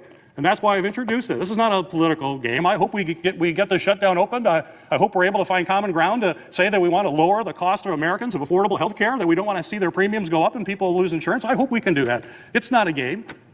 I don't see this as leverage. Now, a president who refuses to release SNAP funds to feed people, now that is what is irresponsible and irreprehensible leverage. Money's available to feed people right now, and this president is saying no. The court has ordered him to put that money into food, and he says, I'm going to appeal it. That is absolutely despicable that the president of the United States wants to starve children in order to get his way. We got to move beyond that. We got to find common ground. I hope we can find common ground in this bill. My bill is just plain, simple, clean, no games, no other language. No, we know we have to have guardrails when we have a lawless president. We better put some guardrails in. He walks over Congress all the time. My colleagues on the Republican side just let him walk over Congress all the time. I don't know why you ran for office if you just want to be run over by a president. We're a co-equal branch of government. We're here to represent the people of our states. So let's work together, be thoughtful about this, understand that if Congress puts this law forward, it actually goes the way we want, and we don't have a president that basically thumbs their nose at members of the Senate and the House and do what he wants, and he knows the Republicans will say, oh, well, that's fine. We're just here to rubber stamp. That's what we're here for. So let's hope we can work together to get this right, pay employees. They should be. They have a right to that. And I think we can do this if we can get together and get beyond the rhetoric and games we're here and the leader that I heard. It's also on this side as well. So let's work together. Let's open up this government. Let's end this shutdown. Let's make sure people have affordable health care in this country. Let's make sure our employees get paid. Let's do all of that this weekend. I'm on board for all that. Hopefully we can get it done. Is there objection to the original request? Madam President. Objection is heard. Senator from Wisconsin. So again, let me correct, I hate to say falsehoods, just presented here in the chamber. My bill is completely silent in terms of presidential authority. The senator from Michigan, I know they wanted to put language in there to restrict presidential authority, but the fact of the matter is, and I made him well aware of this, that's a bill that would never be signed into law. So if you're serious about actually paying the workers, you'll recognize the fact, admit that my bill is completely silent. It does not add, it does not detract from presidential authority. There's nothing in the bill that does that. Secondly, we tried to come to accommodations with a number of senators from the other side for a couple of weeks. Pretty much fell on deaf ears. So again, I know it is unfortunate that he objected right now. And if we proceed and vote and actually get on the bill, and I hope at least we do that, that will take quite some time. So since he's already objected, what I am happy to do, not happy, I'm very disappointed I'm going to have to do this, but we'll look at their language. If it's acceptable, and again, if he is doing anything with presidential authority, adding or detracting, that won't be signed into law. It's a fruitless exercise. But if we can accept their language, we'll look at it, and then maybe we can come back down here, do another unanimous consent request, and pass this today. That is what I hope we can do. So we'll look at the language. It's very unfortunate we didn't pass it right now, but maybe later this afternoon we can do so. With that, I yield the floor. President. Senator from Oregon. I appreciate that my colleagues from Wisconsin and Michigan are striving to find a path to make sure that folks are paid. Folks who are working should be paid. Folks who are furloughed should be paid. But here is the problem with the proposal from my colleague from Wisconsin. And that is we have a president right now that is violating the Constitution. Every time you hear the President of the United States say, hey, I'm ending that program because it's not in alignment with my priorities, or a cabinet member who says, we're going to kill those grants because they're not in alignment with the president's priorities. What you are hearing is an authoritarian statement in violation of the Constitution. So in recognition, we have an out-of-control tyrant in the Oval Office violating the Constitution. We have a responsibility right here to defend the Constitution. And that's exactly why my colleague from Michigan put those protections into the bill. If you have a president who chooses what programs are funded and not, That is an authoritarian country, and that's what we have right now. The whole vision of our nation was founded on these senators and these House members coming from different districts and different states with different life experiences and different geographic interests, and bringing them to forge a consensus or forge a vision of how to address the challenges in every part of our nation. Not to have one person down Pennsylvania Avenue who knows a little bit about New York and a little bit about Florida, has a certain one point of view, be a tyrant. Martial law would be empowered by the proposal from Wisconsin. And that's why my colleague from Michigan was absolutely right to ensure we here in the Senate defend the Constitution. Madam President. Democratic leader. First, after I finish my remarks, I ask unanimous consent the following senators be recognized for up to 5 minutes each: Peters, Baldwin, Kelly, Welch. Without objection. Thank you, Madam President, and I'll be brief. After so many failed votes, it's clear we need to try something different. What the Senate is doing isn't working for either party and isn't working for the American people. Democrats have said we must address the health care crisis, but Republicans have repeatedly said they won't negotiate to lower the health care costs until the government reopens. So let's find a path to honor both positions. Democrats would like to see an end to this shutdown, and we want to respect Leader Thune's desire not to negotiate on ACA until after the government reopens.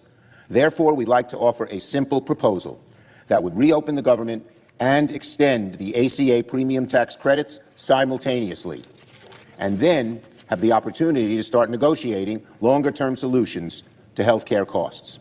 Let's do all three. I've spoken with my caucus, and Democrats are offering a very simple compromise. Democrats are ready to clear the way to quickly pass a government funding bill that includes health care affordability. Leader Thune just needs to add a clean one-year extension of the ACA tax credits to the CR so that we can immediately address rising health care costs. That's not a negotiation. It's an extension of current law, something we do all the time around here, as we all know. But we also offer this. Let's create a bipartisan committee that will continue negotiations after the government reopens on reforms, ahead of next year's enrollment period, to provide long-term certainty that health care costs will be more affordable. This proposal reopens the government and ensures working families who are shopping right now for their health care get certainty and financial relief. While open enrollment has begun, insurers can update their rates after we pass a simple extension of the tax credits. With this approach, we do not negotiate health care in the shutdown, as Leader Thune has maintained he wishes, and the American people get the tax credit extension they want. That is what many of our Republican colleagues have floated over the last 6 weeks as a compromise: a one-year tax credit extension and reforms to the credit beyond that. We will agree with the Republican request not to start negotiations until after the government reopens. All Republicans have to do is say yes to extend current law for 1 year. It makes sense. And since what we're proposing is only a simple extension of current law, the Senate could do this within a few hours.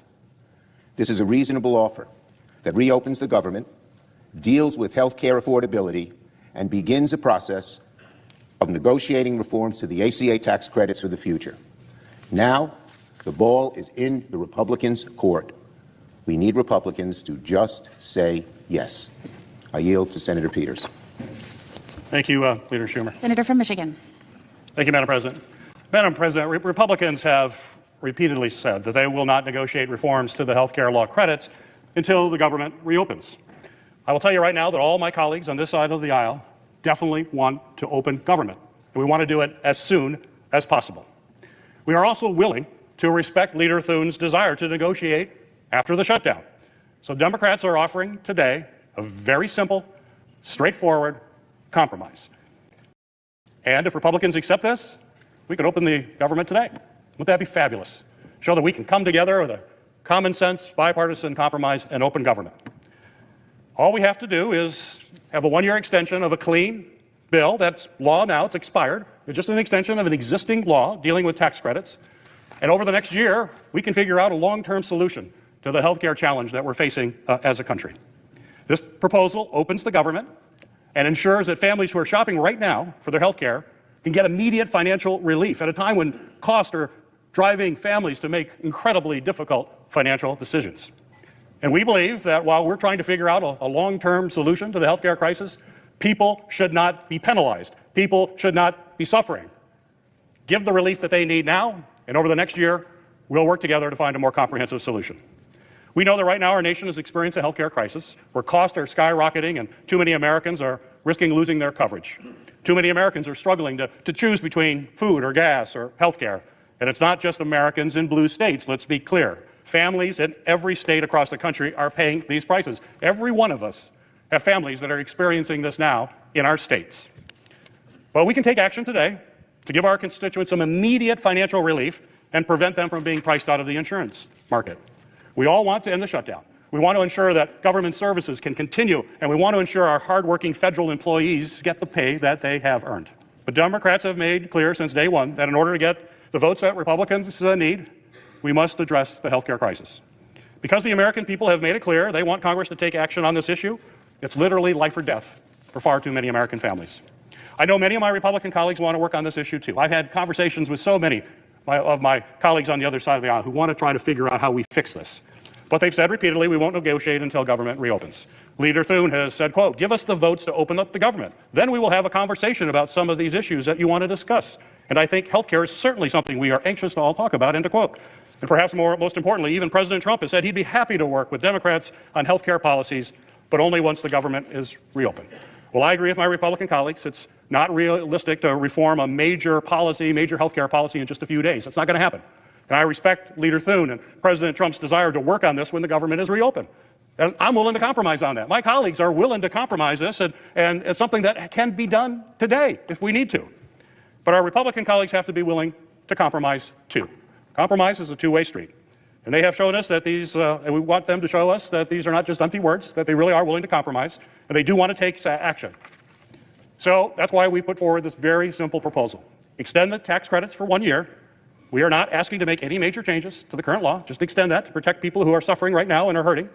We're just asking to keep the credits in place for 1 year so that families can see some immediate financial relief from the costs that are going through the roof, so that they can make important decisions about buying their health care right now during open enrollment. This is live. People are dealing with this situation as we speak. We can fix this. If we care about making sure families can afford their health care, we should all agree on that. We should get 100 votes here for people to say we're going to do everything we can to protect health care for Americans. And we can do that right now. And we can open up government right now. We can pay employees. We can move this country forward if we do that. All we need is a very simple extension of a law that's already existed for some time. We know that from the start that any deal will ultimately have to be a compromise. It doesn't have to be unanimous. There will be likely folks on both sides that may feel uncomfortable with this, and I get that, and that's the way this place works. But our proposal would try to work in a bipartisan way by creating a bipartisan committee that will continue negotiations on reforms ahead of next year's enrollment process. So we're not pulling the rug out from underneath families. We're going to do it ahead of time so folks know exactly what to expect going forward. So I'm telling you now, Madam President, if we vote for this compromise today, we could open up government. This could all be behind us. Families could get some certainty for their future for the next year while we look at long-term solutions. The government can open, but it takes all of us just to say, we're willing to compromise for the good of the country. My colleagues are standing here saying we are willing to compromise for the good of the country. I just hope my Republican colleagues agree. Mr. President, Madam President. Senator from Vermont.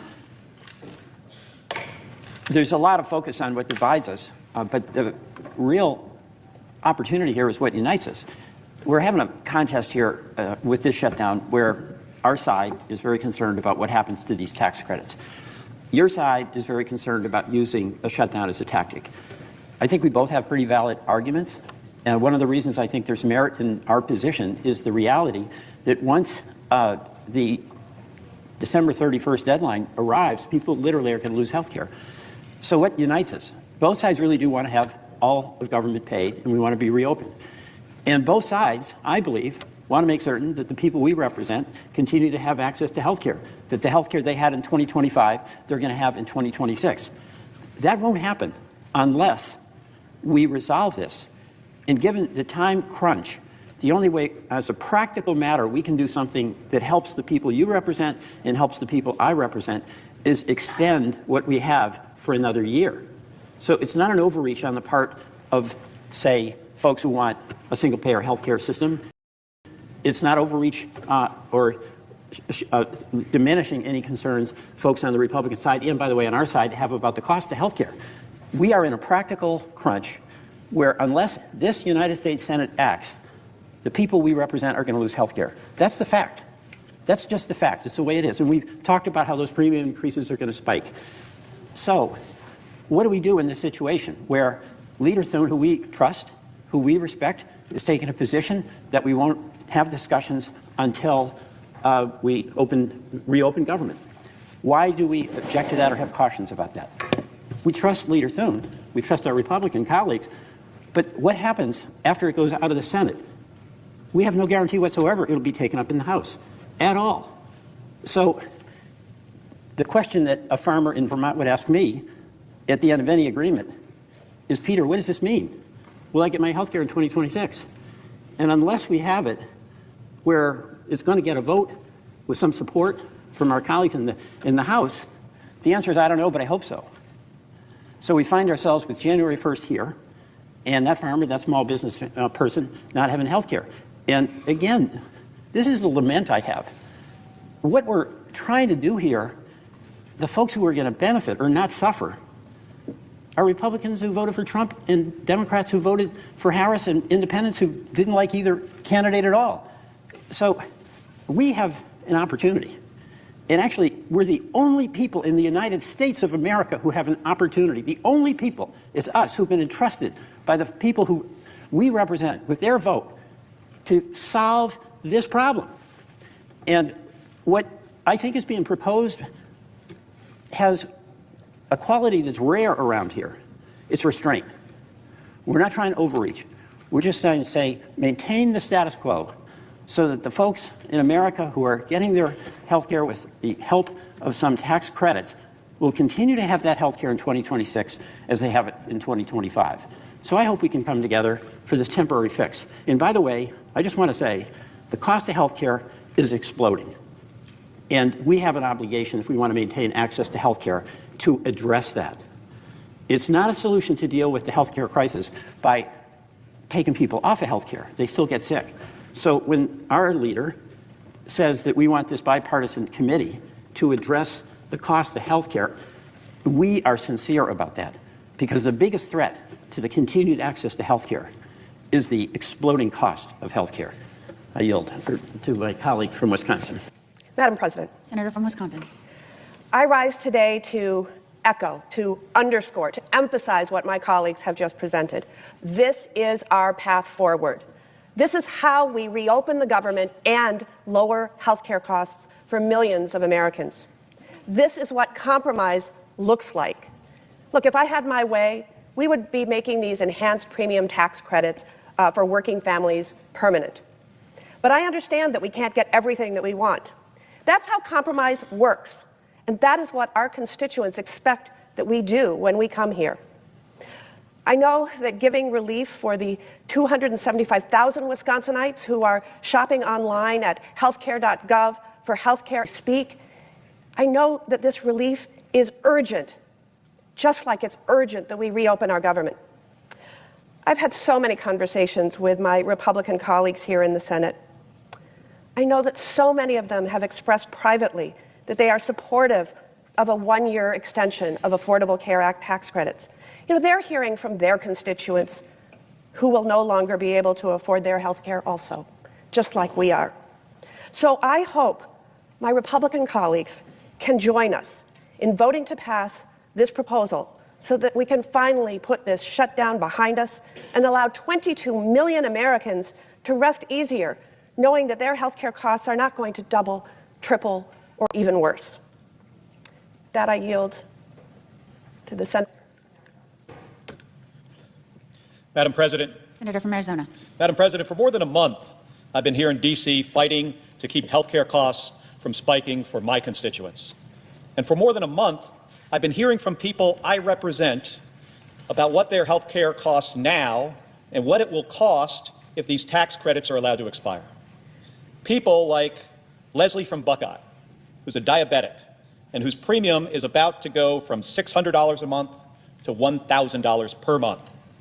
And people like Jessica from Yuma, Her and her husband currently pay $560 per month for them and their 3 kids. That's going to go to $3,100 per month if these tax credits are not extended.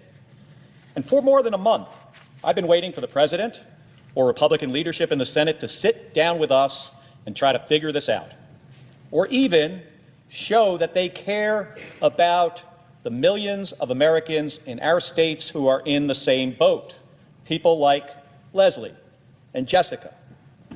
Now, that hasn't happened.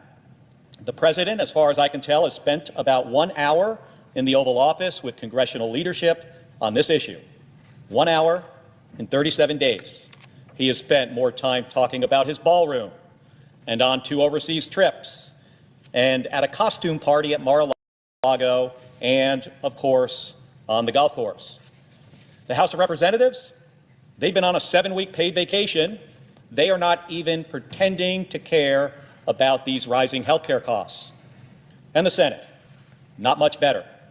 Week after week, the leadership breaks for a long weekend, all while Americans are suffering. And they're suffering even more because Donald Trump is using them as pawns in this fight. He's still trying to illegally withhold SNAP benefits from hungry Americans, including children, to use as leverage.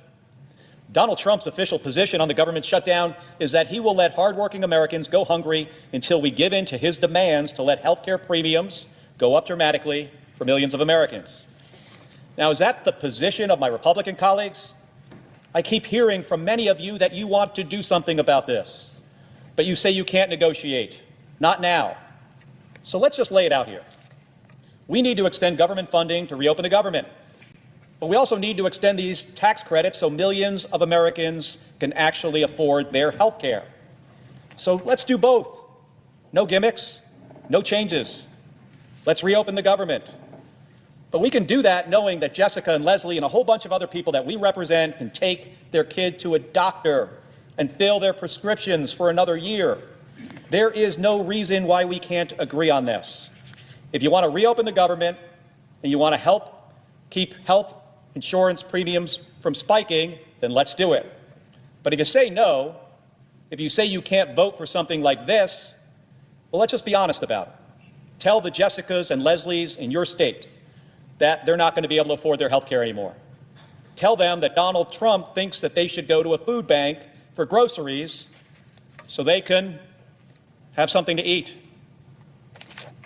Now, Madam President, I also think we need to be perfectly clear about why we are here and how we got here. All of this we have discussed over the last month is because Donald Trump and Republicans in the House and Senate wanted to give a big, giant tax cut to the wealthiest Americans, a $4 trillion giveaway. And again, Madam President, we want a deal. We can choose to fix this so Jessica and Leslie and millions of others can afford to have basic health care. I yield the floor.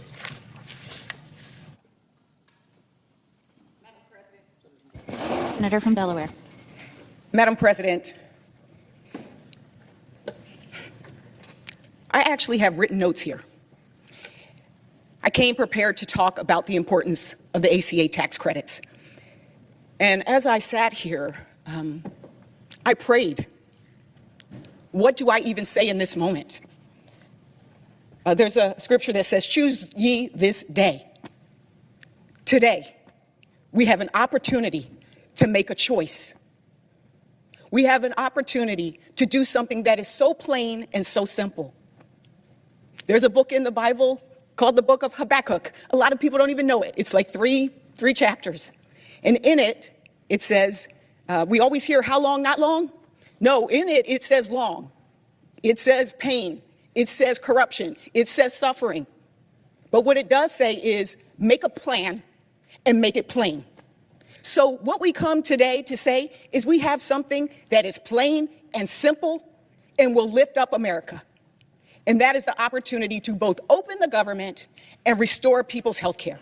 It's that plain, it's that simple. We're not saying you're better than us and we're better than you. We're saying link them together on behalf of the American people. It's a sad day in America when people have to choose between their health care and housing, or their health care and food. We're not in a pandemic. There are no wars on our shores. This should not be a hard time for us. We are not without resources in this country. And so today, as many people are being priced out of the American dream, I ask my colleagues, come to the table, work with us. I'm so proud to be one of the freshman class, one of the most diverse classes in the history of this chamber, with Alyssa Slotkin, with Ruben Gallego, with Adam Schiff, with Andy Kim, and my sister, Senator Angela Alsobrooks. 5 of the 6 of us came from the House of Representatives. And so for us, it's almost like we have a foot in both worlds. And for us, this proposal is an opportunity to not only pass something here, but to pass something in the House that becomes a law and that gets something for the American people. We also have relationships and have been in conversations with our former House Republican colleagues who also want to be done. And so today, again, off script, but in my heart, we are standing here for the American people saying, we can end this today. And we are saying to the President of the United States, I hope you can hear us. We are saying to the President of the United States, you said it yourself after Tuesday's election. This is hurting Republicans. Well, you know what? It's also hurting all of America. And so we hope that you will engage in something that is simple and clear. Open the government and make sure we restore people's tax credits together. Again, how long? Long if we choose to be. But we have a choice in this moment. And so we hope that you will come to the table. Let's make a deal. I yield back. Mr. President. Senator Minnesota. Mr. President, I thank the senator from Delaware, wise words, and I thank Senator Schumer, all our colleagues that have gathered here today. We truly come in good faith. I thank our Republican colleague who is listening to us right now and for the good work that he has done in trying to bring people together. And we know there's a number of our colleagues on the other side of the aisle who've been working diligently with Democrats to try to resolve this. And we come in good faith because we know this isn't a blue state or a red state problem. It's everyone's problem. When we look at the people who are on these Affordable Care Act plans, they tend not to work at big corporations. If they did, they'd have health care. They do have health care. They tend not to work at government, local, state, federal. They tend to have health care. They work at small businesses. They are entrepreneurs, like the woman that I spent time with last weekend in Eagan, Minnesota, who has 1 employee, and she's so proud of her business. She's been doing better. And he had cancer a few years ago, and he got through it. He's married, has kids, and that plan, she pays for 75% of the premiums, her only employee, and he pays for 25% of the premiums. And she just looked at what would happen, and she thought, I don't know if I can keep them on. They're going to double. Those are the people we're talking about. Farmers and ranchers, 27% of the farmers in our country are on this kind of plan. So these are people that are just on the margin so much because they've decided to go out on their own and be entrepreneurs. Or when I talk to my rural hospitals, tell me how the people who are on these plans, if they can't afford a doubling or tripling of the premiums, which is what we're seeing right now with the numbers that came out on the marketplace, if it's doubled or tripled, they'll just drop their plans because they've still got to get groceries, they still got to pay the mortgage, so then they're going to drop their plans, and then the rural hospitals, who are already just hanging on, aren't going to be able to make it. So it's this all of a mix of things that I think would defy people's predictions of who's depending on these plans. And I think we're starting to hear from them now. So we have this opportunity. This is really, I'd say, a practical plan. It looks at what we need to do to open the government again. It looks at the work that's been done by our great leaders in appropriations. And it says, okay, what can we do about health care right now? We disagreed with the bill that got passed this summer on our side. But what can we do right now? And what we can do right now is stop this doubling and tripling of these health care premiums. And it's not something that's going to help in the end of December or January. It's a now thing. They're making their decisions now. So that's why we came forward with a lot of people in our caucus, as you can imagine, having differing views and wanting more with good faith. But we figured this is a good idea so that we can, 1, help these people in all our states, and then 2, look at reforms. We are open for reforms, and then these reforms would have to be done before these tax credits expire at the end of next year. But it will get us through this, and most important, it'll get people through it, like Elizabeth of St. Peter, Minnesota, who told me, I have no idea how I'm going to come up with the extra $200 each month. This is what's happening. People who are terrified of what's going on. So we have this moment in time. We're ready to work through the weekend. We hope our colleagues are as well. So let's get to the table. I hope the president comes and meets with us. The amount of money we're talking about here is about the same as the money that went to Argentina. I'm not going to relitigate that, but it shows what we could do and why we could do it. So let's get it done. Thank you.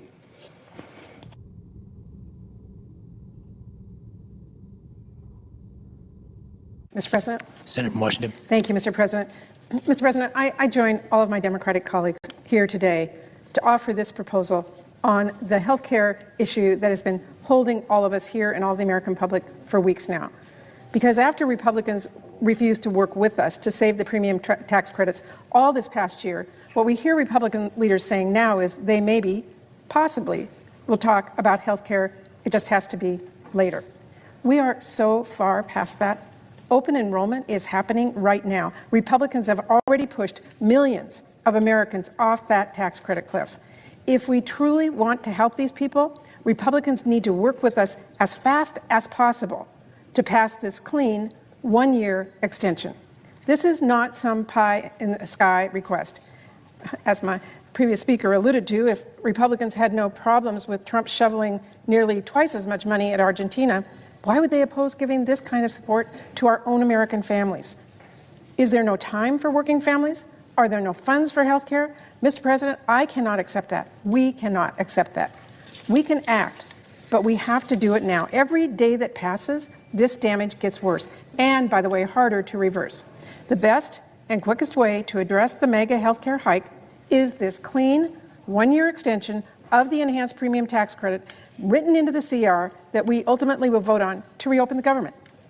Like my colleagues, I have heard so many heartbreaking stories from people in my state. They're not political. They don't care about Democrats or Republicans. But I will tell you, they are at a breaking point. Some of them have been on the verge of tears as they talk to me, explaining how they simply cannot afford to buy health care for next year. That weighs heavily on me and all of my colleagues. We carry their stories with us. Their words are on repeat in my mind every minute I walk through these halls. I am here today fighting with my heart and soul. I'm giving Republicans every opportunity in the world to do the right thing.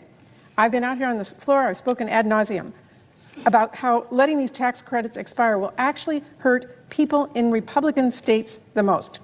So we're here today to say our hand is outstretched.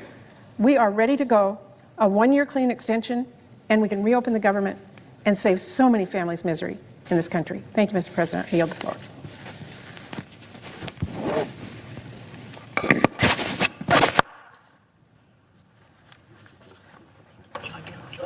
Senator from Colorado. I speak today to echo the sentiments of my fellow members of the caucus.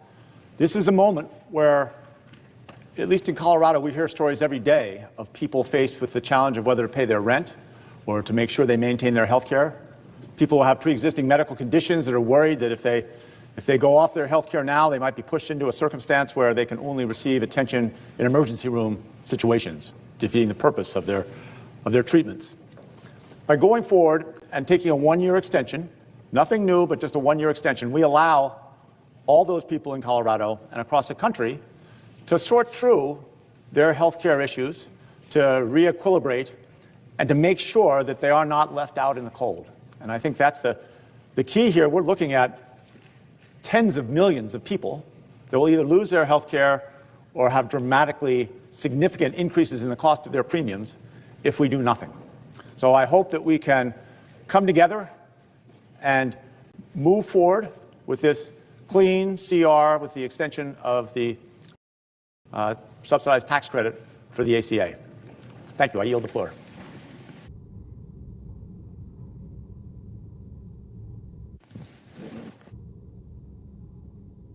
Mr. President. Senator Morgan. All across our country, in every congressional district, in every corner of every state, families are suffering. They're taking a look at what it's going to cost to buy health care for this coming year. And they're going, wow, I won't be able to afford that. I guess I'll go without. And we know what happens when people go without health care. And this is clearly not something that is a blue issue or a red issue. It's an issue for every family, affordable, quality health care. And I know it's not just a concern held by Democratic senators. It's a concern held by Republican senators. So we have a common desire, Democrats and Republicans together, to address this concern. I think about some of the folks who have written in from my home state, and I know my colleagues on both sides of the aisle are getting the same letters and the same phone calls. Eric in Corvallis got a letter that his insurance premium is exploding from $183 to, get this, $1,588. Wow, that's, well, roughly a seven-fold increase. I heard from Leah in Eugene, whose monthly payment is going from $462 to $1,438. Threefold increase. And Stacy in Lincoln City seeing an increase from $1,300 to about $3,200, almost a $2,000 increase. So those stories are everywhere in our country. And there is so much work we can do on health care together. The president has said, let's negotiate on those complex issues after the government is opened. And those complex issues, they may be things like the cost-sharing reduction program. They may be things like how do we lower the cost of drugs so we don't pay more for drugs than the folks in Canada across the border to the north pay for their drugs, or the folks in England or Australia or Japan. We can work together on strategies to see where there's waste in the system. Or are there scams and scandals in the system? Let's shine the light on them and let's fix them after the government reopens. But let's just do this one piece, extend one particular tax provision that's in law now for this coming year. So there's immediate relief to folks who are getting on the internet at this very moment and going, oh my goodness, I can't afford that. The Erics, the Leahs, the Stacys that exist in every corner of every state. I've been hearing from small businesses, and they've been saying Main Street is Pain Street. Why? Because so many of the small businesses in my state, and I'm sure in every state, go to the ACA exchange in order to buy insurance. And so they're reeling from that impact. They're reeling from other economic fluctuations in the country. And they're saying, can't you figure this out? Can't you figure this out? So I've been hearing from colleagues on both sides of the aisle, we want to fix these tax credits, these enhanced tax credits for people to buy insurance. Well, let's do it. We can open the government today. We can do it today. Today we can address the issue my colleague from Wisconsin was speaking to just an hour or so ago. He was saying people who are working should get a paycheck. That will happen if we pass this today. He was saying folks who are furloughed should get a paycheck. We can do that by putting them back to work, by opening the government today. And then we can negotiate on those complex issues to make this system work a whole lot better, because all of us know that our system is overly complicated, overly bureaucratic, inefficient, and we know that there can be improvements. So let's work on those things together. The proposal that the leader has put forward, the minority leader has put forward, says let's form a special committee to work on those issues and find some proposals to take us to a better place. That's the type of partnership that we need to give encouragement to the American people, that we're willing to work together to solve the challenges that they see every day in their lives at their kitchen table. Thank you very much, Mr. President. Senator from California. Thank you, Mr. President. Mr. President, colleagues, I rise in support of this proposal to extend the ACA tax credits, extend the existing law for another year, reopen the government, and give us time to negotiate the longer-term extension of the Affordable Care Act. This whole discussion, and frankly the whole debate we've been having over the last several weeks over the Affordable Care Act, brings me back to the immediate aftermath of the passage of that bill when I was doing sidewalk office hours inside the Glendale Galleria. I had my little coffee table set up there and had someone come up to my table and ask me how I voted on that bill, how I voted on Obamacare. And when I told him that I voted for it, he was indignant. And he said, what could you possibly have liked? What could you possibly have liked about that bill? And I said, well, actually, there were a lot of things I liked about it. I liked the fact that if you had a pre-existing condition, you could get health care. I remember another of my constituents saying that he was 65. He was a pre-existing condition. I like the fact that if you had a kid who was 26 or under, you could keep them on your insurance policy if they didn't have one. And then I said, and I like the fact that tens of millions of people that can't otherwise afford health care are going to be able to get health care. And he looked at me and said something that I never imagined I would hear. He said, and you really think that's such a good idea? That is, that millions of people can't afford health care would be able to get it? And I said, well, yes, I do, don't you? And he said, no, I don't. If they can't afford it, they shouldn't have it. And I recognized the moment he said it that he was speaking for millions of people. I'd had one of those huge town halls with 3,000 people, and no one would say that even at those screaming town halls. But his view was if they can't afford it, they shouldn't have it. And I think that view is really at the center of this debate. In the wealthiest country in the world, Does the government have any responsibility to make sure that health care is accessible to people? I think we do. Now, who are these millions of people that are going to lose their health care if we don't extend the ACA tax credits? Well, let me just share the stories of two of them, of my constituents, who wrote to me. The first one said, my bronze HMO high deductible plan is $752 per month, and using most but not all of the tax credit, my monthly premium is $200 per month. That's using $552 worth of credits. I'm single, I'm currently single and retired, so my income is well within the limits to qualify for the credits, but if all the credits go away for 2026, this will wipe me out, and I will likely go without insurance, even though I know that's not a good idea. And here's the story of a second constituent. Anyone else gotten their health plans rates for 2026? I did today, and I will have to cancel mine. With chronic conditions requiring daily prescriptions, weekly doctor visits, current quarterly labs, and biannual mammograms, my share of cost will go up well over $1,000 per month. And as a senior on a fixed and low income, I could not possibly come up with $1,000 a month. Sadly, there are so many seniors who will be in this position. That's who we're talking about here. These are some of the millions of people that will lose their access to health care if we don't extend the ACA. So I urge support for this. As Leader Schumer said, we can reopen the government today if we can simply extend the tax credits for another year and give us time through a bipartisan commission to work on a more permanent extension. I urge support, and Mr. President, I yield back. Senator from Connecticut. Thank you, Mr. President.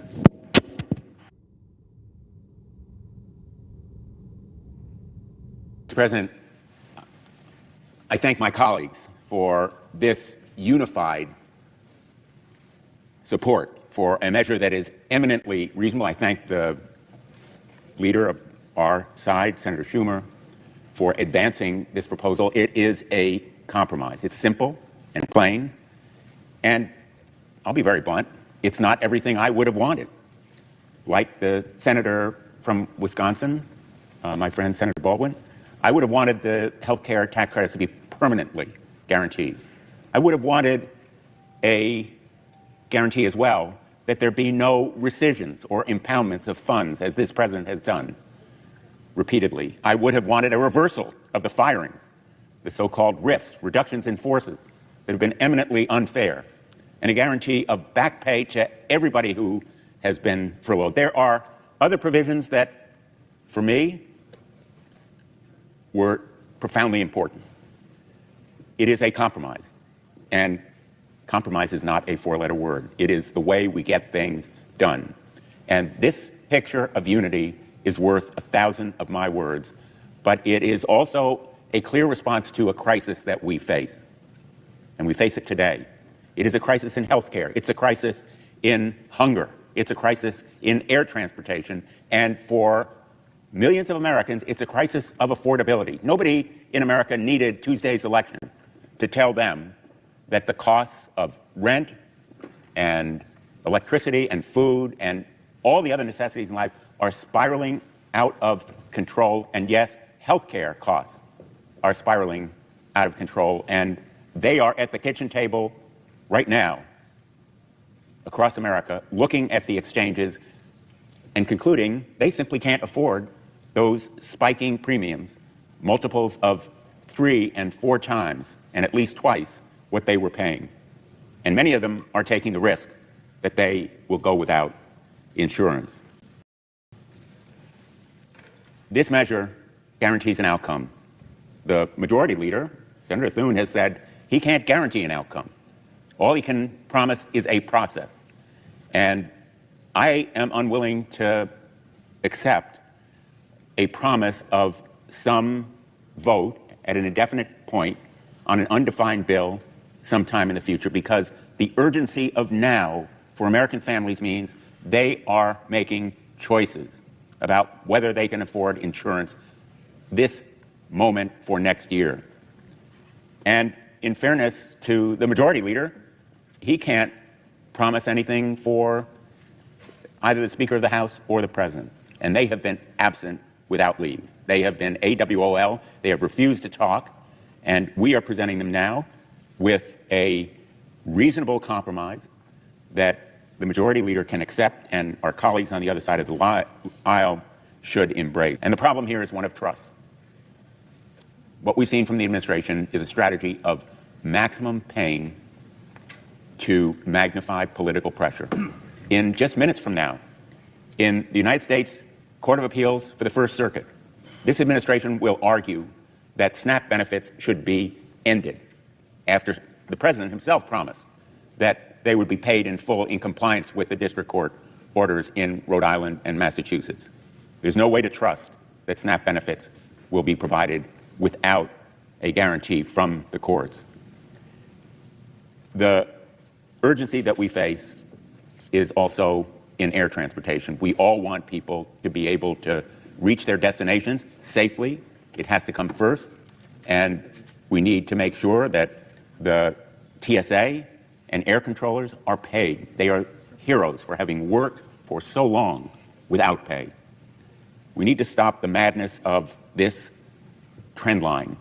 It's a through line in the administration's tactics here. It's a through line of cruelty and stupidity that has magnified the costs for the American people, not just in blue states, but all across the country. And we should seek reform and improvement in the ACA, eliminating any kind of fraud and stopping the spiraling increase in health care costs. But I should warn my colleagues, we will not sacrifice the ACA.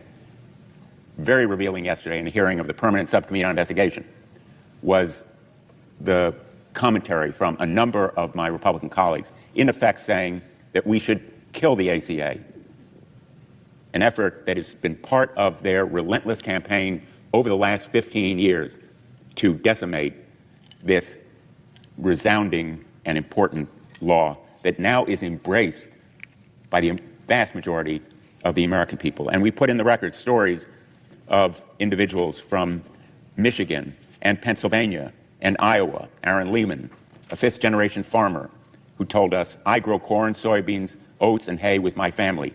The Affordable Care Act has been one of the best investments in rural health care in decades." We cannot afford as a nation to go back to the days when pre-existing conditions were a pretext for denying health care if someone had a history of cancer, diabetes, heart disease, HIV, asthma, depression, pregnancy, the list goes on. Insurers could force patients to pay more or refuse to offer them coverage at all. Standing strong for the ACA very simply means providing health care to Americans. Extending the health care tax credits for 1 year is a compromise that makes sense. It will put the government back to work fully and capably and fairly, and I urge my colleagues to join me in supporting this reasonable compromise. I yield the floor. Mr. President. Senator from Vermont. Thank you. Mr. President, we are now in the 38th day of a government shutdown.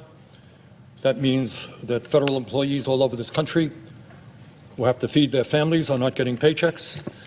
It means that air traffic controllers are forced to work crazy hours, and we worry about the safety of our flights right now. We worry about Capitol Police officers right here in D.C. having a hard time feeding their families. These are hard-working people who are doing important work. They deserve respect. They deserve to be paid. This shutdown must end as quickly as possible. And on top of the fact that we have hundreds of thousands of workers not getting paid, we now have a president who, for the first time in the history of this country, is willing to allow our kids, low-income, working-class children, to go hungry in order to try to make a political point, a point, by the way, that the American people are seeing through. Mr. President, the cause of this shutdown is not complicated. For the first time in ever, the majority party in the Senate, which needs 60 votes to pass a budget, is refusing to negotiate. It is their way or the highway, take it or leave it. We got the majority, we're not talking to you, despite the fact that they only have 53 votes. And to make the situation even more absurd, and to show the American people the contempt in which the Republicans hold for negotiations and democracy, you got a Speaker of the House who has now given his members a 6-week vacation. Country is in the midst of a major crisis. Republican members of the House are nowhere to be seen. They're on a paid vacation. And if that doesn't tell you everything you need to know about whether Republicans are willing to negotiate, I don't know what will. Mr. Speaker, everybody in this country knows that our current health care system is broken. They know that we pay by far, not even close to the highest prices in the world for health care, while some 85 million Americans are uninsured or underinsured. They know that we are the only major country on earth not to guarantee health care to all people as a human right, something which must change. And what they also know is that Donald Trump and the Republicans, through their horrendous, big, beautiful bill, are making a broken, dysfunctional health care system even worse, taking it to the verge of collapse. That legislation is doubling premiums for over 20 million Americans who are in the Affordable Care Act exchange. And in my state, we are hearing from Vermonters who are being asked to pay a tripling of their rates and even a quadrupling of the rates. Who, in God's name, at a time when health care costs are already so high, can afford a doubling, a tripling, a quadrupling of their rates? That is insane. Nobody in my state, or I expect in this country, can afford to pay that. Further, that big, beautiful bill would throw 15 million people off the health care they now have as a result of massive cuts to Medicaid and the Affordable Care Act. According to studies, that would result in some 50,000 Americans dying unnecessarily every year. Low-income, working-class people who have chronic illnesses who will no longer be able to get health care. That is what we are being discussed. Anybody think it's a good idea to allow 50,000 of our fellow Americans to die unnecessarily each year? And all of this is being done in order to give $1 trillion in tax breaks to the 1%. No, Mr. President, I do not believe that Elon Musk and Mr. Zuckerberg and Mr. Bezos and the other multi-billionaires deserve $1 trillion in tax breaks in order to throw 15 million Americans off the health care they have and double premiums for over 20 million Americans. I don't believe that. The overwhelming majority of Republicans, Democrats, Independents don't believe that either. Mr. President, the American people understand that the Republican Party controls the White House, they control the Senate, they control the House of Representatives. And understandably, for that reason, poll after poll shows that Americans hold the Republicans accountable for this shutdown. But it's not just polls. On Tuesday, there was an election in which Trumpism was overwhelmingly rejected from Maine to California and a lot of states and cities in between. And one of the key reasons is that Americans want Democrats to make certain that they do not experience huge increases in their health care premiums or get thrown off the health care they have. That is what they are saying. We cannot afford a doubling or tripling in our health care costs. Stand with us. That's what that election was significantly about. President Trump claims to be a deal maker. In fact, he wrote a book called The Art of the Deal. Well, Mr. President, the ball is in your court right now. Help negotiate a deal. Show us what a great deal maker you are. Help us negotiate a deal which protects the health care of tens of millions of Americans, and let us end this shutdown today. We can end it in the next few hours. So, Mr. President, that is what this struggle is about. That's what this shutdown is all about. It's whether Republicans succeed in making a broken and dysfunctional health care system even worse by making health care unaffordable for working-class and middle-class Americans. It's about whether millions of our fellow Americans no longer have health insurance, and that many of them will die unnecessarily. So, Mr. President, we are hearing right now, every one of our offices are hearing tragic stories of families having to decide whether they can pay for their parents' cancer treatment, for example, or whether they will see a parent die without that life-saving care. There are millions of Americans now dealing with chronic disease. They're dealing with cancer, they're dealing with diabetes, they're dealing with Alzheimer's, they're dealing with health, with heart disease. And they are wondering, if they get thrown off the health care, premiums go so high, how are they going to stay alive? How are they going to take care of their parents, their kids? That is what the shutdown is about.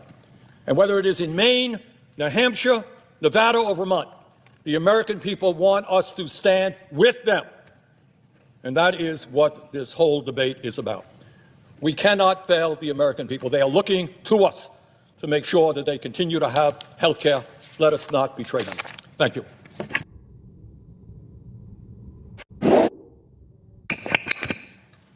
Senator from Washington. Mr. President, I actually like good local journalism. I'm going to fight as hard as I can in the United States Congress to keep local journalism and fight AI that basically might obliterate it for all intents and purposes. So I'm just going to read my statement here.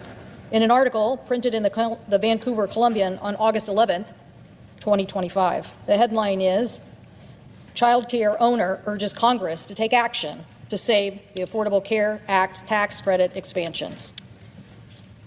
The owner of East Vancouver Child Care Center joined Senator Cantwell, D. Washington, Monday to draw attention to Washington's rising health care costs. The two spoke at a news conference at Tree Hill Learning Center on East 196th Avenue, along with representatives from the local insurance agency and the workforce Southwest Washington.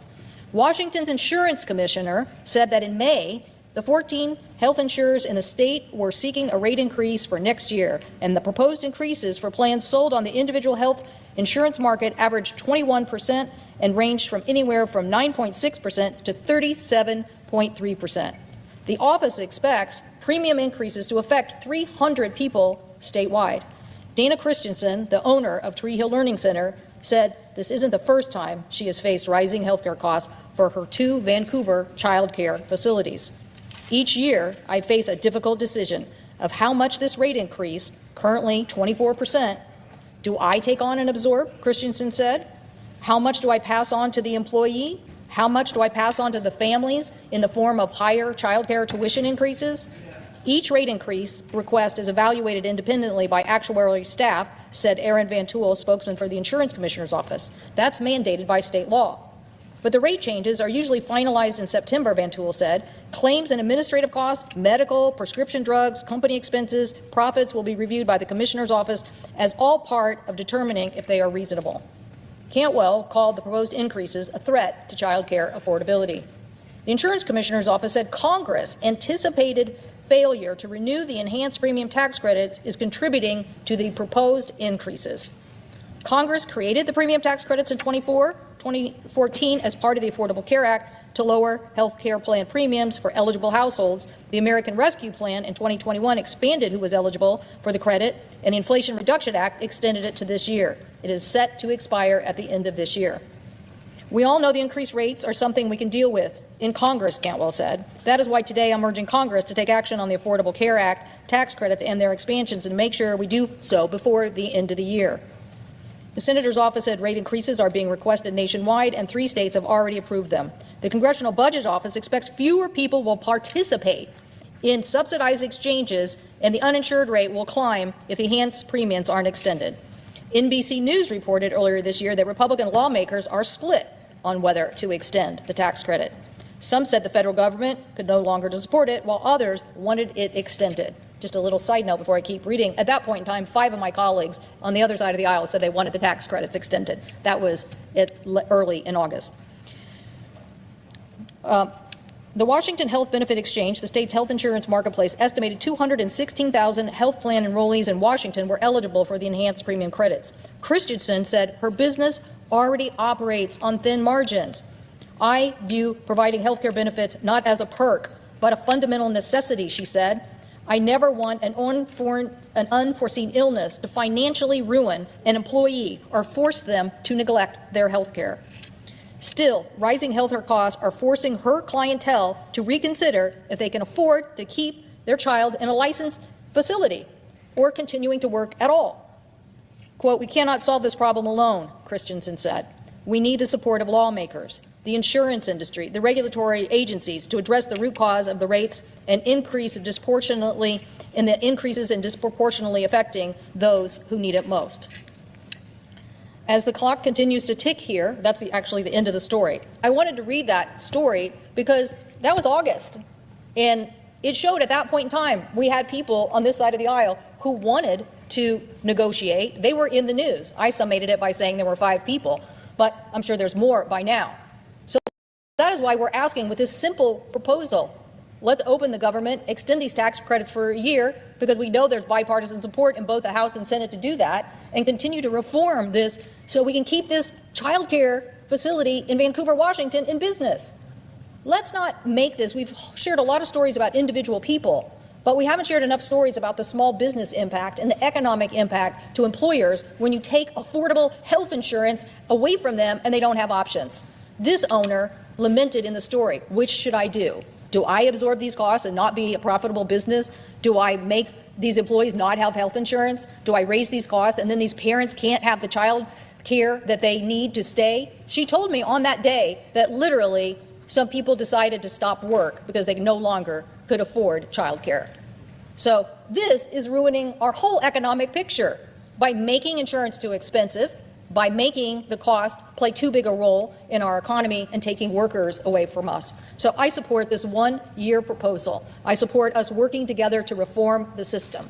I've championed many things in the Affordable Care Act that have driven down costs, and I will work with any of my colleagues on the other side of the aisle to continue and expand that work, because it is important.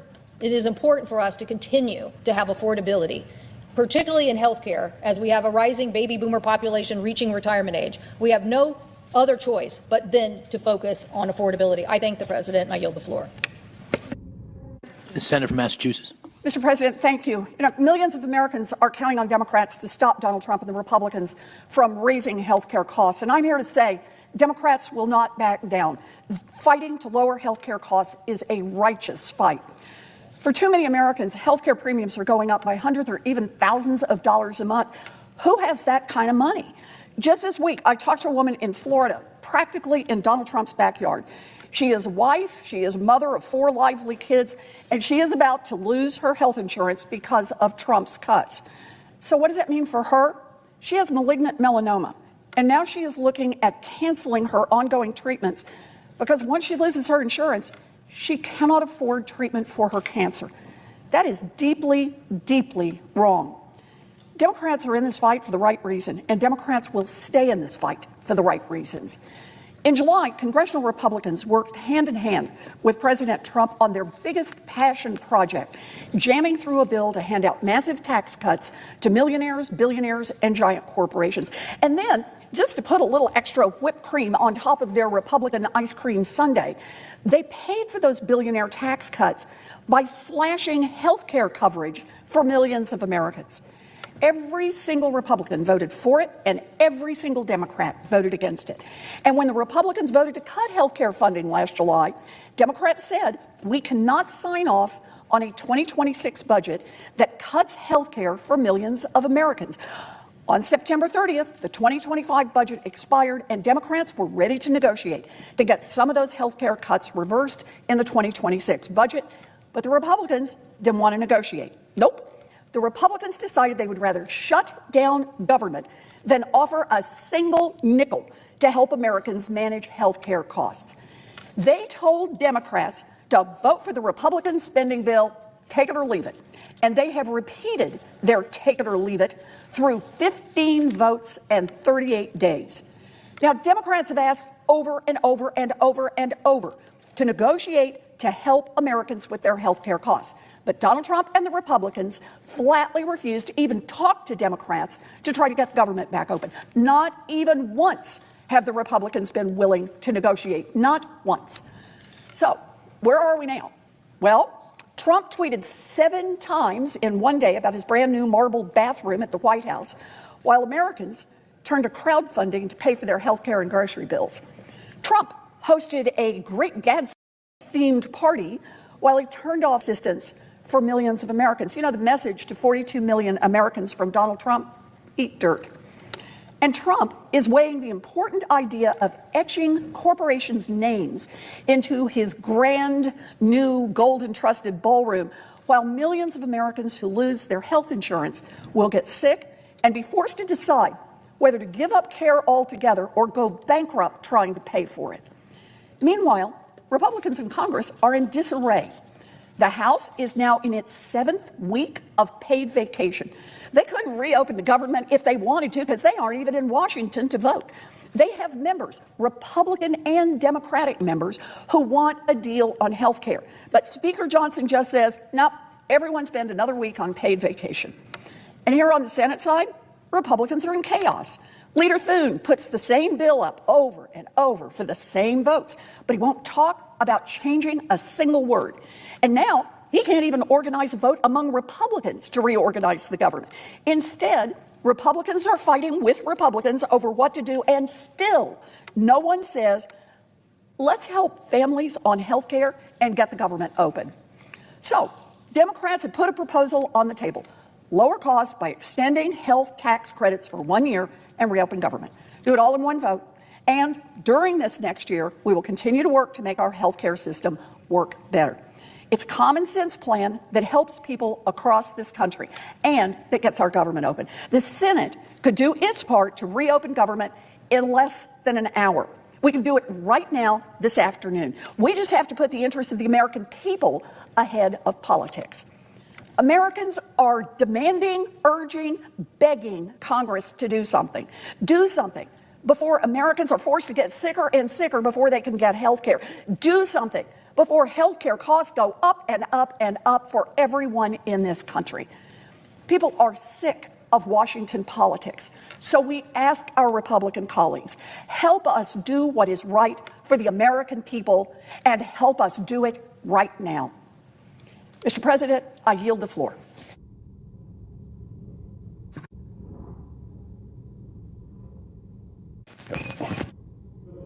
Senator from Massachusetts. Thank you, Mr. President. Mr. President, I stand here today on behalf of the people of Massachusetts to say that we are angry. We are angry that Trump and MAGA Republicans are doubling the cost for millions of Americans, and their health care bills are going to skyrocket when they promise lower prices. We are angry that Trump and MAGA Republicans are stripping Medicaid from the most vulnerable people in our communities. We are angry that Trump and the MAGA Republicans are making families with hungry children go to food pantries for their next meal, forcing families to choose between groceries and rent. We are angry that Trump and MAGA Republicans are using public servants as pawns in their hateful political games. And we are angry that during all of this, the Republicans have refused to come to the negotiating table. The House of Representatives has been out for 6 weeks. They're in a political witness protection program across our nation, refusing to come to Washington to sit down to negotiate on these issues. And Americans are counting the hours that are left to solve this health care crisis for them and their families. They're looking around for help. They're looking around for hope. And they are all looking instead at cruelty, pain, fear. That is the agenda of Trump's MAGA Republican Party. Last weekend, I met with Jeff from Natick, who is fighting stage 4 lung cancer. He pays $35,000 a year for an affordable care, health care plan. $35,000 a year. If he can't keep that insurance plan on December 31st, he will have to pay $300,000 a year. Jeff does not have $300,000. That's about to hit him in about 7 weeks. Barbara, she retired early to take care of her spouse with dementia. Her bill's going from $7,500 a year to $18,000 a year. She cannot afford that. There are 22 million stories like Jeff, like Barbara, 22 million of them, who are facing Thanksgiving and Christmas over the next 7 weeks, and there are no answers for them. 22 million people. That's outrageous. These people are afraid and they're angry. By the way, we saw a lot of that anger come out on Tuesday night. They came out angry. They came out of fear to vote. That's what happened. And it's only going to build and build and build as each day goes by, and we cannot get an answer from the Republicans on how are we going to handle those people? How are we going to give them what they need for those families? And it is very difficult to fathom this abject cruelty of this president, who is happy to force grandma to choose between paying for her prescription and paying for her heating bill, forcing a caretaker to choose between being there for their parent with Alzheimer's or picking up an extra shift, forcing a single mom to choose between paying for a checkup or paying for after-school snacks.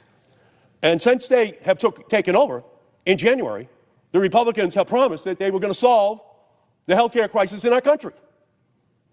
And all it's done is grow and grow and grow.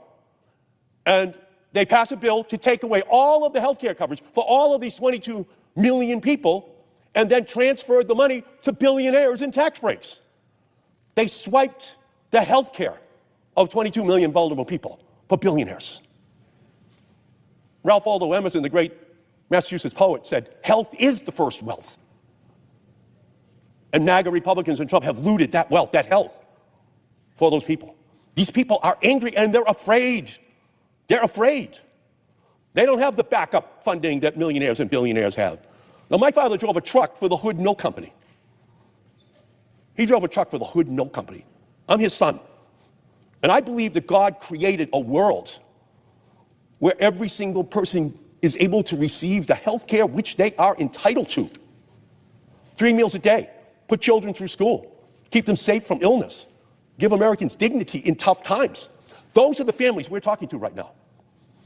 It's the milkmen, it's the workers in nursing homes, it's the children across our country who are going to see a loved one lose their health care in 7 weeks.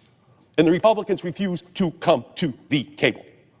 Every American has a right to live in dignity in tough times. That's where we are right now. They're facing increases in electricity costs, in healthcare costs, in food costs, in clothing costs, in everything. And we can solve at least the healthcare part of this issue right here. The richest nation in the world can ensure peace and health and opportunity for every man and woman and child in our country. We're the wealthiest nation in the history of the world. And the Republicans are about to let 22 million of them lose their health insurance or see it increase by double or triple, or in the case of Eric from Natick, 10 times from $30,000 a year to $300,000 a year, and he is in stage 4 lung cancer. And we're not even discussing this. The House of Representatives is at a vacation for 6 weeks. Well, those 6 weeks, if you project them forward from now, we're talking about Christmas. That's what we're talking about. What are we in the world is in the mind of Donald Trump that he would allow these families for the next 6 weeks to worry about where the coverage for their family is going to come from? The very least we can do is extend the Affordable Care Tax Credits for 1 more year and provide some desperately needed relief for those who are struggling to get by, who need our help right now, who need the peace of mind right now. Those 220 Republicans on that political witness protection program that they're on across the country, they're going to have health insurance for their families. They don't have to worry this Thanksgiving or Christmas about the conversation that's going to take place.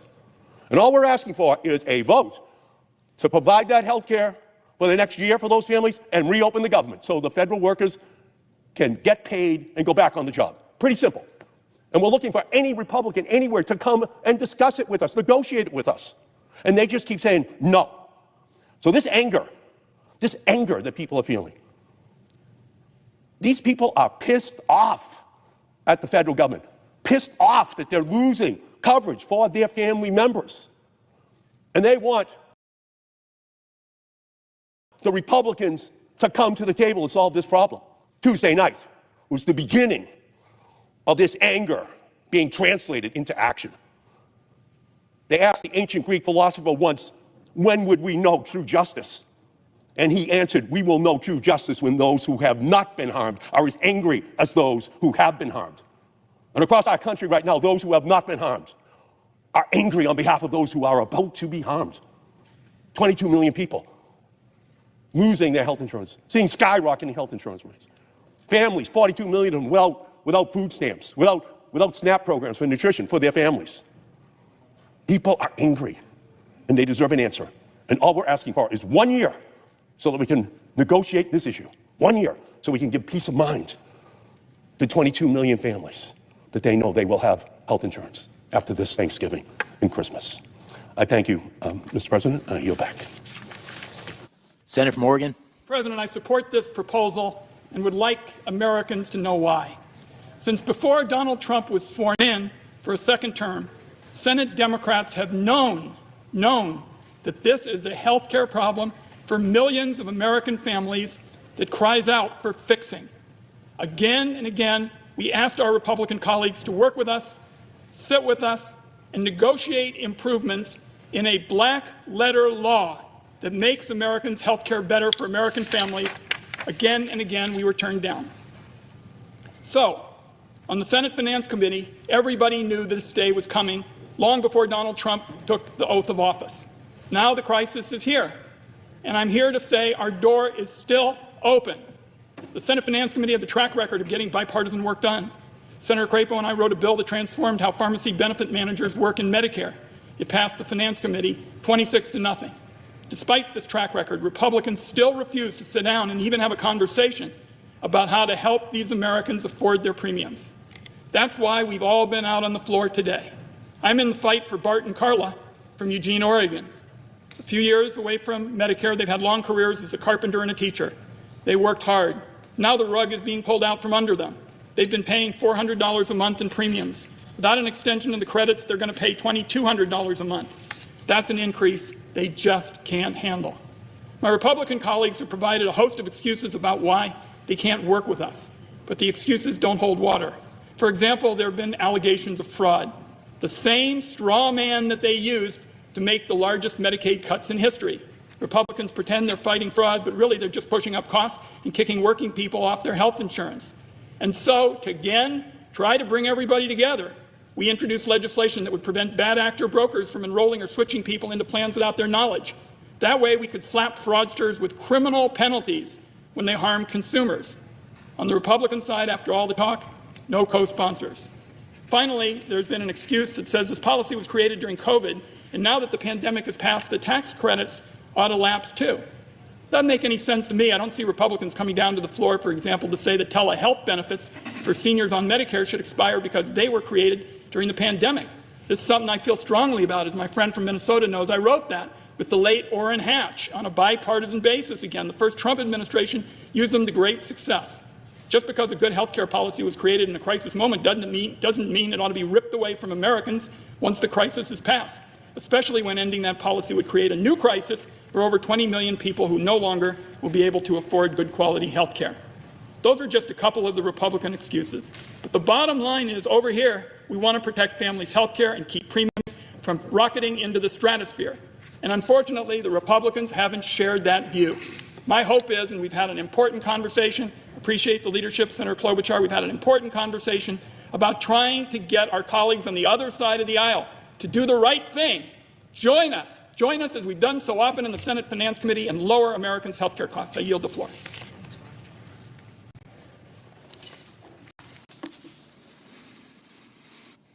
Mr. President. Senator from Georgia. I believe in health care. Your health, my mother told me a long time ago, is everything, so take care of your health. It is vital. It is essential. And I believe that health care is a human right. And it is certainly something that the wealthiest nation on the planet and in the history of humankind can and ought to provide for all of its citizens. It is right, it is fair, but it is also smart. A healthy nation is a strong nation. Healthy children are ready to learn. And so that's why I've worked so hard and so long with my colleagues on this issue. Matter of fact, long before I came to the Senate, I've been focused on this issue of health care, trying to get my home state of Georgia to expand, and I keep preaching that sermon because right now there are more than 500,000 Georgians who are in the health care coverage gap. I came here in 2017 to this place not as a senator but as a pastor and as an activist. And I remember getting arrested, I believe, in 2017 when there were major health care cuts on the table. And as I began to make my argument and gathered with other pastors in the rotunda, the Capitol Police, very professionally, but they began to say to us, "Pastors, you can't gather and pray in the rotunda, we'll have to arrest you." But what they didn't understand is that I had already been arrested. My mind and my imagination had been arrested by this idea that surely the American nation can do better than this. Health care is a human right. Dr. King, who led the church that I am still honored to lead, said that of all the injustices, inequality in health care is the most shocking and the most inhumane. And that's why I was proud to join my colleagues, and I am proud to stand with my colleagues in this fight. This is about 22 million Americans who will see their health care premiums double, some triple, some quadruple. This is not theoretical stuff for me. These are the people in my community. These are folks sitting in the pews of my church. And many of them will lose their health care if something doesn't happen. A few weeks ago, I was at the Evans County Memorial Hospital in Evans County. And I got to tell you, that's a red district. I don't have a whole lot of votes. I got some. But Claxton, Georgia, known for the fruitcakes. And I was at that hospital, and I can tell you that those folks were already worried because of the draconian cuts to Medicaid in the big, beautiful bill, so-called beautiful bill. 50 million Americans already standing to lose their health care, and then the premiums raised for 22 million Americans while giving Elon Musk and people like him a tax cut? That's beyond the pale of partisanship. For me, that's not about Democrats and Republicans. You ask ordinary people on the street if they think that's fair. I can tell you that those folks in Evans County, many of whom who did not vote for me, but I am fighting for them because I am their senator too. They're worried about it. And so that's why we've been in this fight, and that's why we continue to stand to this very day. It's day 38. And we're holding vigil because of the pain of the people we represent. And there's a lot of pain to go around. 22 million, whose premiums may go up, have gone up. They're seeing it on the portals right now. Federal workers who've been furloughed. The kids who like me, are in Head Start. We've got Head Start centers that are about to shutter because of the government shutdown. And let's be honest, the folks on SNAP were dragged into this fight. They were not a part of this. They were dragged into this fight. There are already legal provisions to make sure that they are cared for, and this administration right now is defying a court order to feed America's hungry people. With all of that pain, the crisis in health care, from the ongoing government shutdown, we come to our sisters and our brothers on the other side and we extend the hand of compromise. Because it hasn't taken me long to learn that really that's the only way you get anything done in this body. I work all the time with colleagues with whom I disagree about 90% of the time. Because it's not about them and it's not about me, it's about the people we represent. And the founders were wise to organize our government in such a way that that's the only way to have sustainable change, is to do it on a bipartisan basis. And so my colleagues have taken their position, we've taken ours, and here we are at an impasse. But I represent a state that elected me and Donald Trump. And so they expect us to figure it out. Sometimes when I'm driving my car, I've got a 9-year-old and a 6-year-old, 9-year-old daughter, 6-year-old son. Sometimes they're in the back seat having a disagreement. He looked at me. She touched me. And then they say, Daddy, you know, they call on me. And here's what I say more often than not: figure it out. The two of you on the back seat of the car, that's your sister, that's your brother. We're all in the same car. We're trying to get to the same destination. Figure it out. We're all in the same car tonight. Democrats and Republicans. There's a way in which the poor and the wealthy don't. There's a way in which they're all in the same car. COVID reminded us of that. Before we had a vaccine, if my neighbor had the virus, I too was in peril. That didn't make my neighbor my adversary. That means that I have a vested interest in making sure that my neighbor has coverage. And so here's the proposal: 1 year clean extension of the ACA subsidies. That's not what we want. You know, if we had it our way, we would make it permanent. That's not what we fought for 38 days for, a one-year extension, but we're offering that after standing for 38 days. 1 year extension, and then let's sit down, and in the words of Scripture, let us reason together. Let us have a conversation. Let's reopen the government. Let's extend health care to folks who in real time are opening up the portal and they have sticker shock.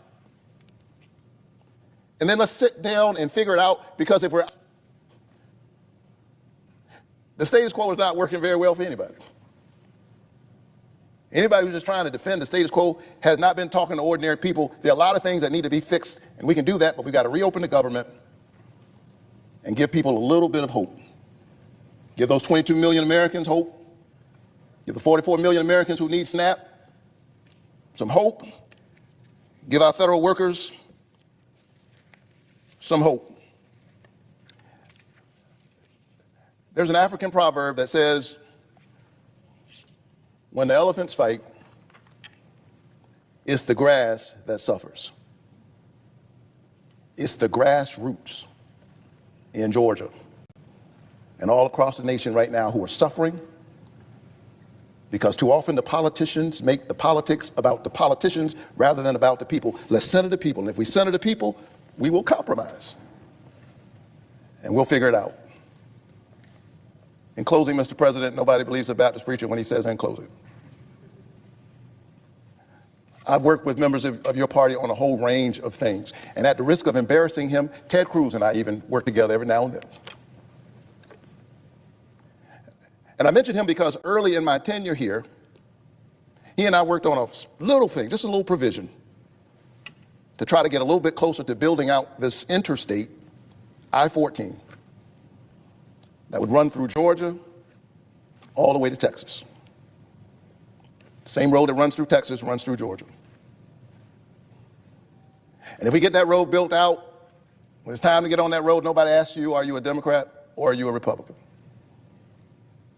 Nobody asks you about your religion or if you have a religious tradition at all. Nobody asks you. Some folks are going to church, some are going to the mosque, some are going to temple, some are going to the park, some are going to the beach, but they all get on the same road trying to get to wherever they're going. There's a road that runs through this American experience. There's a road that runs through our humanity that ought to connect all of us together, that ought to remind us that we all want our children to thrive and we all want our families to have a future. Let us make haste to that road and walk towards a brighter American future. I yield the floor.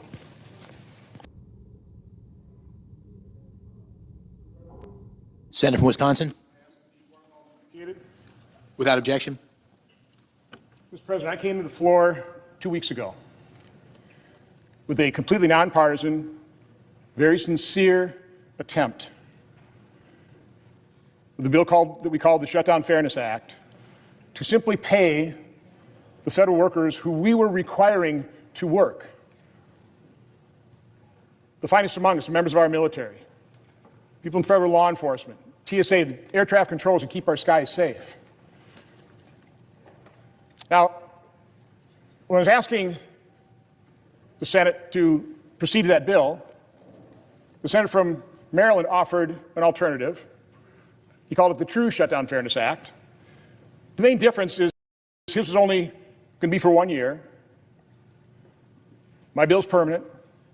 Permanently stops using federal employees and the American public as pawns in these sick partisan games. The other difference was my bill is focusing on the people we were forcing to work. His bill added furloughed workers.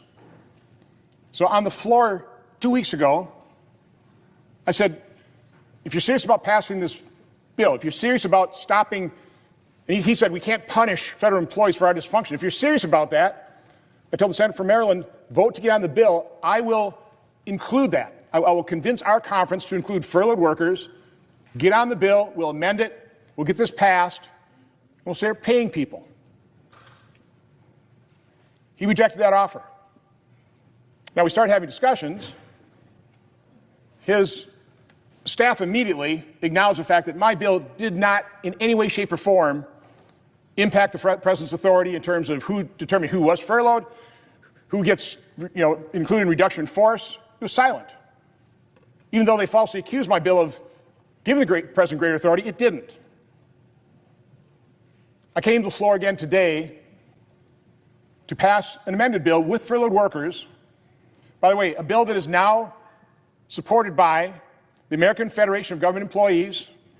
I believe that's the largest public employee union, the Federal Managers Association, Federal Law Enforcement Officers Association, National Air Traffic Controllers Association. And we're going to have the senator from Texas come down and talk about what is happening with air travel as we speak. The International Association of Firefighters, the Association of Flight Attendants. These are public sector unions that generally don't support Republican legislation. What they particularly like about my bill is the fact that it's permanent. It prevents federal workers, and quite honestly, the broader American public, from being used as pawns, again, in these sick political games being played right now with their lives. So, in a few minutes, we're going to proceed to vote on a motion to proceed to my original bill. That's how this works. The leader voted no, so we can bring it up for reconsideration. So we have to bring that bill up. But we already have the language for the substitute amendment, which includes furloughed workers, that has been vetted by, quite honestly, offices, both Democrat and Republican Senate offices, by the Office of Management and Budget, by the public sector unions who have come out in support for it. This is a bill that is ready for prime time. This is a bill that is ready to be passed tonight. Now, it was unfortunate that we couldn't pass it by unanimous consent, because had we done that, the House is on a 48-hour callback, and they will come back. The Speaker has already said they will pass this in the House, and we can get our military members, air traffic controllers, these federal workers who keep us safe, we can get them paid. So again, I'm just asking, I'm actually pleading with our colleagues on the other side of the aisle to please vote to proceed to this bill. We will substitute an amendment that includes furloughed workers. We can pass this tonight. If we vote to proceed, we can then vote for unanimous consent to waive all the time agreements, and we could even pass this yet tonight. Make our skies safer. But I know the senator from Alaska has a few words to say, and I know the senator from Texas will as well. So I yield to the senator from Alaska. Thank you, my colleague from Wisconsin, Senator Johnson, and I've been proud to work with him on this bill over the last couple of weeks. The way this came to the floor, Senator Johnson and I were making the case in the conference. I had a bill that actually was a bill about paying our troops. Imagine that. You would want to pay our military during a shutdown, including the Coast Guard. Senator Johnson came to me and said, hey, Dan, I got a broader bill. Let's pay everybody who's required to work to keep us safe in America. So I said, great idea. Let's do it. So this is the Shutdown Fairness Act. Senator Johnson already talked about what it does. It's very, very simple. If you are required to work because your job's important, primarily because you're keeping us safe, then you should be paid. We have a great example right here. All these Capitol police officers right now keeping us safe right here on the Capitol, they're not getting paid. Air traffic controllers, TSA, keeping us safe right now in America. Senator Cruz is going to talk about what they've been going through. They're not getting paid. They should be paid. And of course, our military. President Trump has worked magic to keep them getting paid, but that's going to run out soon. So this is a very simple bill. There's nothing more American than paying people for their hard work, especially when the federal government is requiring them to work. So what happened? Oh, and by the way, Senator Johnson mentioned it's well over 200 groups now.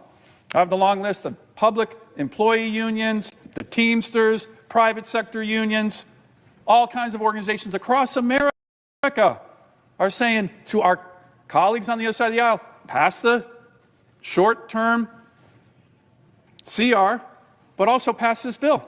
So what happened?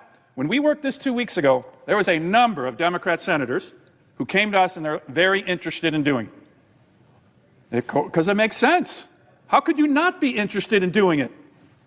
We can negotiate health care and these other issues, but the men and women in the federal government who are working without a paycheck, you've been hearing stories about the FAA guy driving an Uber because he's got to pay his family. He's not getting paid. And he's had a really important job as an air traffic controller. So we thought our bill was going to pass. A number of Democrat senators were like, hey, we agree with this. It's 2 weeks ago. So what happened? Here's what happened. The same thing that's been happening every night. The minority leader, Senator Schumer, and the Democratic leadership is pressuring the other Democrat senators, don't do it. Don't do it. The pressure comes on them. It's happening right now. The pressure comes on. Don't do it. We got to make sure the left wing of the party's happy. You heard Senator Schumer recently that we're, quote, winning the shutdown. I'll tell you who's not winning the shutdown. By the way, I have no idea who he's talking about when he says we, but I'll tell you who's not winning the shutdown. The men and women in America who work for the federal government who aren't getting a paycheck and are required to work. So that's what happened last time. Democrat senators are going to vote for our bill. And the leadership on the Democratic side, because they want to use these people as leverage, convince them, pressure them not to vote for it. So I hope my Democrat colleagues, at least 9 of you, actually it's 8 of you, have the courage to look at your leader and go, you know what, Chuck, sorry, I'm going to pay the Marines. I'm going to pay the Navy. I'm going to pay the FAA. I'm going to pay TSA. And we're certainly not going to use them, as Senator Johnson said, as pawns. Because right now they're being used as pawns. So here's the deal. To my Democratic colleagues, 2 weeks ago, a number of you were going to do this. We had discussions. And then you kind of got pressured to not. Show some courage. Walk up and vote with us to pay the men and women in America, federal workers who are keeping us safe and haven't gotten a paycheck. There's nothing more American than that. Have the courage to do it. I yield back to my colleague from Wisconsin. And I want to thank the senator from Alaska. He has been so dedicated. He's been so tenacious in making sure the finest amongst the men and women of our military get paid. And then signing on to my effort to broaden this to all federal employees. Again, as you said, they shouldn't have to go to food banks. They shouldn't have to drive DoorDash to pay their child's tuition or to feed their families. This is ridiculous. But we had a chilling report from the senator from Texas, the chairman of the Commerce Committee, in terms of what's happening with air traffic control in terms of our skies. But before we turn to the senator from Texas, we're going to go to the senator from Wyoming has a few words to speak on this bill. Thank you, Mr. President. And I want to thank Senator Johnson for his dedication to try to pry the federal workers who are being used in what is a political battle, and I want to excuse them from a partisan political battle that is not of their making, so they can go back to work and serve the American people. So what we have here is a political stand between Democrats and Republicans in Congress.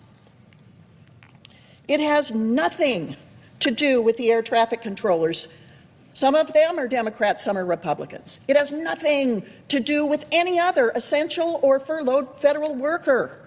Some of them are Democrats and Republicans. Some of them probably agree that we should shut down the government so insurance companies can make billions more dollars off the American taxpayers under Obamacare. Some of them are Republicans and think that we should open the government and work out this health care mess after we open the government. But regardless of that, they're not in a position to make those decisions. We are. So here we are, in the longest shutdown in government history. The Congress is responsible for it. It's political, it's not policy driven.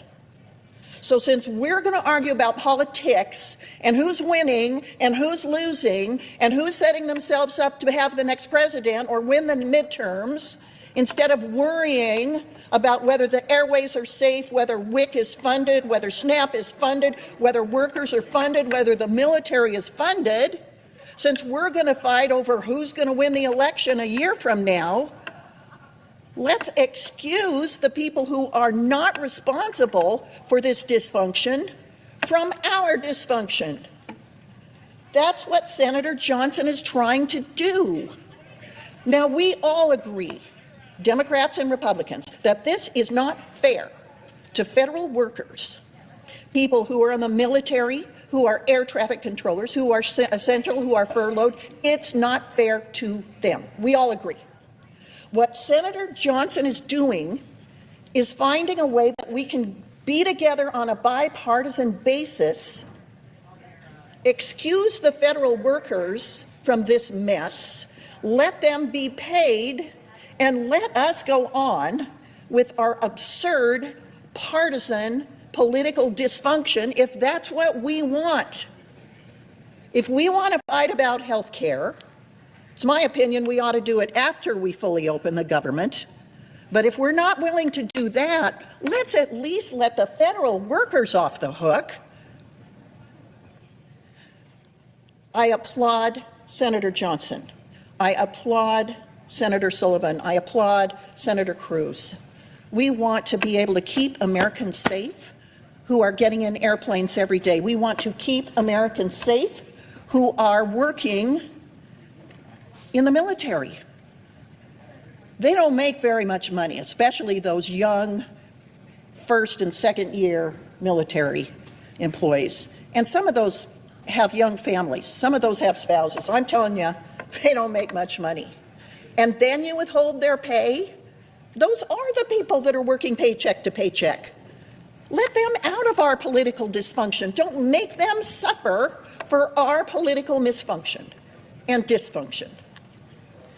I want to also thank any Democrat who will listen and be compassionate towards your federal workers in your districts. This is wrong for those of us, whether we disagree about health care or not, whether you want to fund billions of dollars to give to insurance companies for a broken health care system, fine. We can have that debate. But don't penalize the federal workers for our dysfunction, our disrespect for them. Thank you, Mr. President. I yield back. I appreciate the remarks by Senator from Wyoming. I know people are already coming down here to vote, but there are no time restrictions here. This is extremely important. We have a number of senators that want to speak to this issue. We should give them time to speak. Hopefully, to convince our colleagues on the other side to, again, be fair. Think about what your vote means to people that don't want to be used as pawns.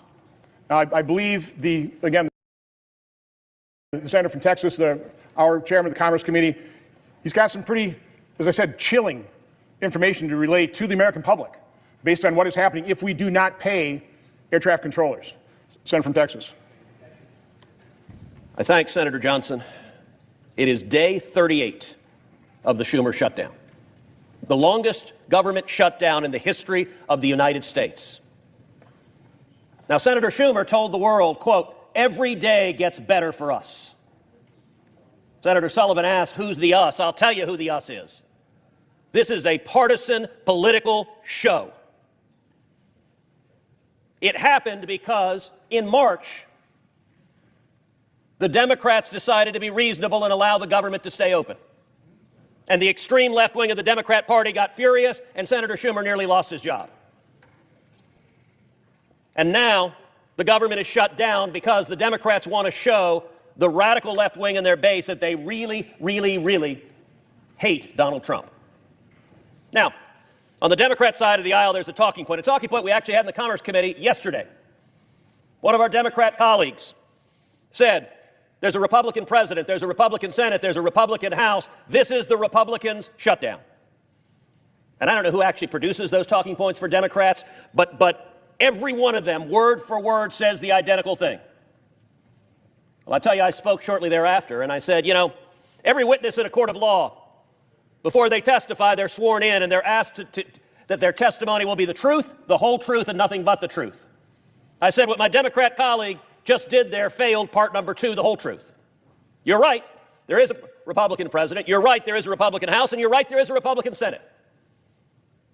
What the Democrats also know is that under the Senate rules, it takes 60 senators to vote to fund the government. They all know that. That's not something they don't know. And it's not an accident that they don't mention it. Why do we have a shutdown? Well, let's count. There are 53 desks on this side of the Senate floor. There are 53 Republicans, which means the government cannot be funded until at least 7 Democrats decide we're going to fund the government. By the way, this is not a new development. When Joe Biden was president, 13 separate times, we passed a clean continuing resolution. What does that mean? We had a 60-vote threshold then, too. That means Republicans could have done this garbage any of the 13 times under Joe Biden, but we did not. They didn't have 60 votes. What was different when Joe Biden was president is Republicans voted with the Democrats to allow the government to stay open. And by the way, in March, the Democrats knew that was the responsible thing to do. It does not take much on the magic Google machine to get video of every one of these Democrats saying on TV, government shutdowns are reckless, they're irresponsible, they're wrong. They all know that. But you know what they're counting on? I look up and the press gallery is virtually empty. They're counting on ABC, NBC, and CBS lying to the American people. They're counting on CNN lying to the American people. They're counting on MSNBC lying to the American people. This is not complicated. 14 times the Republicans on this side of the floor have voted to open the government. And 14 times Democrats have voted to keep the government closed. And then, after they vote to keep the government closed, the Democrats walk out to the reporters and say, gosh, I can't believe the Republicans closed the government. That's when a reporter is actually supposed to do something really radical. It's called report. The person telling me he or she is upset at the government shutdown, why did you vote 14 times to keep the government shut down? Now, there are lots of aspects of this that are painful, but there's one in particular that is impacting American families all over the country, which is any family that is traveling for work, traveling to visit a sick relative, traveling to go to a funeral in a family, traveling to go on a family vacation. There are right now over 50,000 TSA agents. Many of them are going to work. They're not getting paid. They missed their paycheck. There are right now more than 14,000 air traffic controllers. Many of them are going to work. None of them are getting paid. That means they're trying to figure out, their last paycheck didn't come, they're trying to figure out, how do I pay my mortgage? How do I pay my rent? How do I pay my food? How do I feed my kids? How do I take care of medical bills? You know what the answer from the Democrats is? Every day gets better for us. If you're hurting and not getting a paycheck, Senator Schumer's answer, I do appreciate his doing the Mr. Bird's tent with his hands. I wish he'd started off with excellent. But that is, in fact, his quote, every day gets better for us. On Wednesday, there were over 15,000 flight delays. On Wednesday, there were over 600 canceled flights. Delta Airlines has called on the Democrats, vote to reopen the government. United Airlines has called on the Democrats, vote to reopen the government. Southwest Airlines has called on the Democrats, vote to reopen the government. American Airlines has called on the Democrats, vote to reopen the government. The National Air Traffic Controllers Association has called on the Democrats, vote to reopen the government. Yesterday, I had a conversation with the administrator of the FAA. It was chilling. As everyone knows, the FAA announced that it is putting in place a mandatory 10% reduction in flights in the 40 largest airports in America.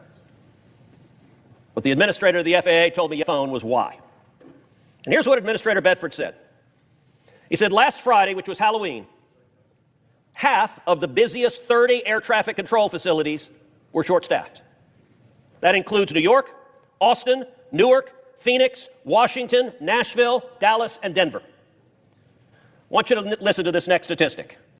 Nearly 80% of the air traffic controllers in New York City called out. They did not show up to work. Nearly 80%. Senator Schumer represents New York City. Nearly 80% of the controllers called out on Halloween. There were rampant delays. The FAA said the aggregate data, the whole national airspace system, looked okay. But then they deaggregated the data, looking at the 40 biggest airports in particular. It painted a very different picture. Here's what the administrator of the FAA told me. Pilots filed more than 500 voluntary safety reports about air traffic control problems they were encountering. Air traffic controllers that were fatigued, that were tired, they were making mistakes. And what's the Democrats' views? Well, there's an old line that a gaffe is when someone in Washington accidentally tells the truth. You heard Chuck Schumer say every day gets better for us. Here's what one Democrat aide told CNN. Another senior Democrat aide said, as long as public perception is in their favor, the party will not concede short of, quote, planes falling out of the sky. That's out of the words of the Democrats themselves.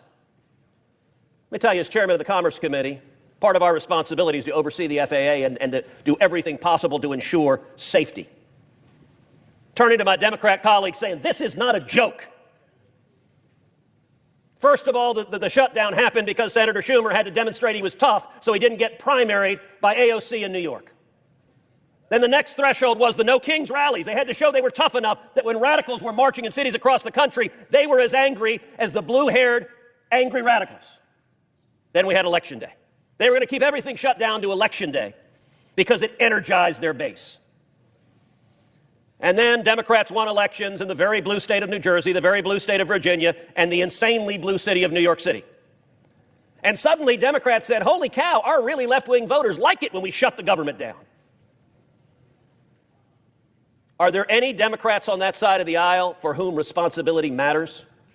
Or is every one of them proud to say, we will keep it shut down until planes fall out of the sky?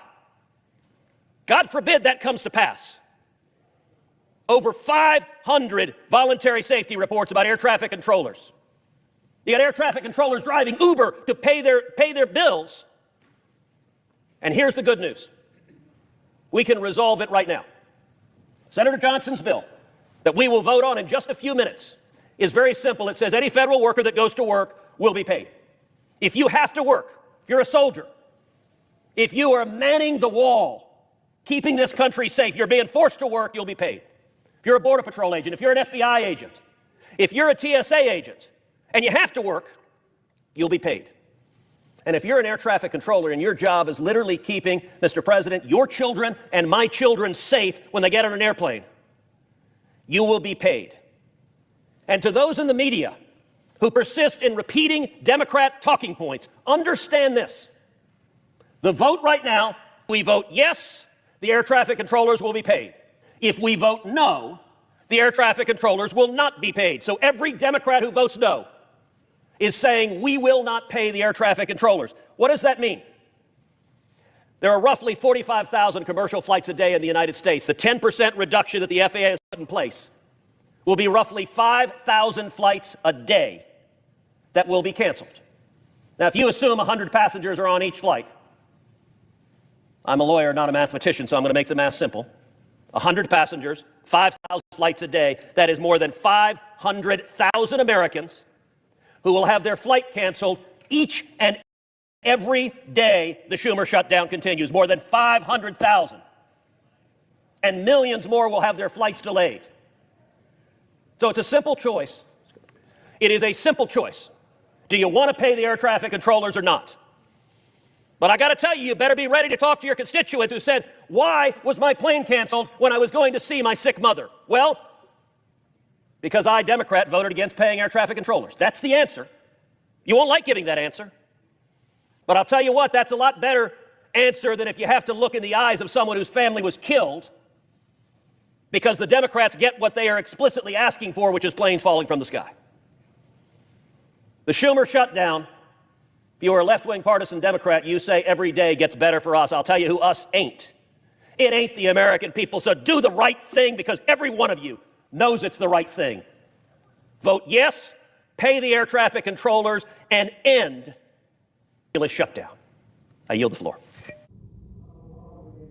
The senator from Texas for his sobering remarks. The chamber should be full. It'd be nice for our Democrat colleagues here to listen to that. I'm hoping they're listening to him on their TVs in their office. God, I hope it literally doesn't take planes falling out of the sky. Tonight, you can continue your shutdown, but you can vote to pay the air traffic controllers, so that is far less likely. If you vote no, and God forbid it actually happens, can you live with yourself?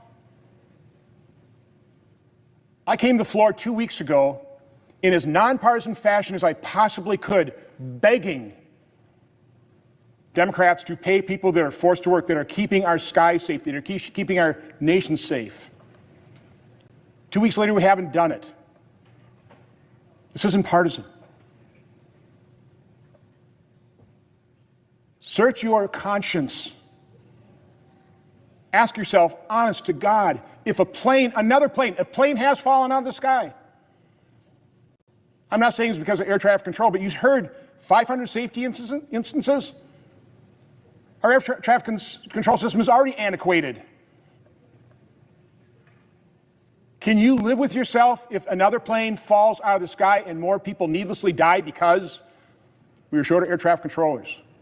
I know Senator from Alaska has a couple more comments, then we'll turn it over to the Senator from Florida. Well, I just want to thank Senator Cruz, Senator Johnson, for coming to the floor and making this very strong case. And it's about safety, and it's about the American way. There's nothing more American than paying people for the work that they do. We all know that. Again, Senator Johnson's bill is a simple bill. It's about paying the federal workers who are required to work to keep us safe.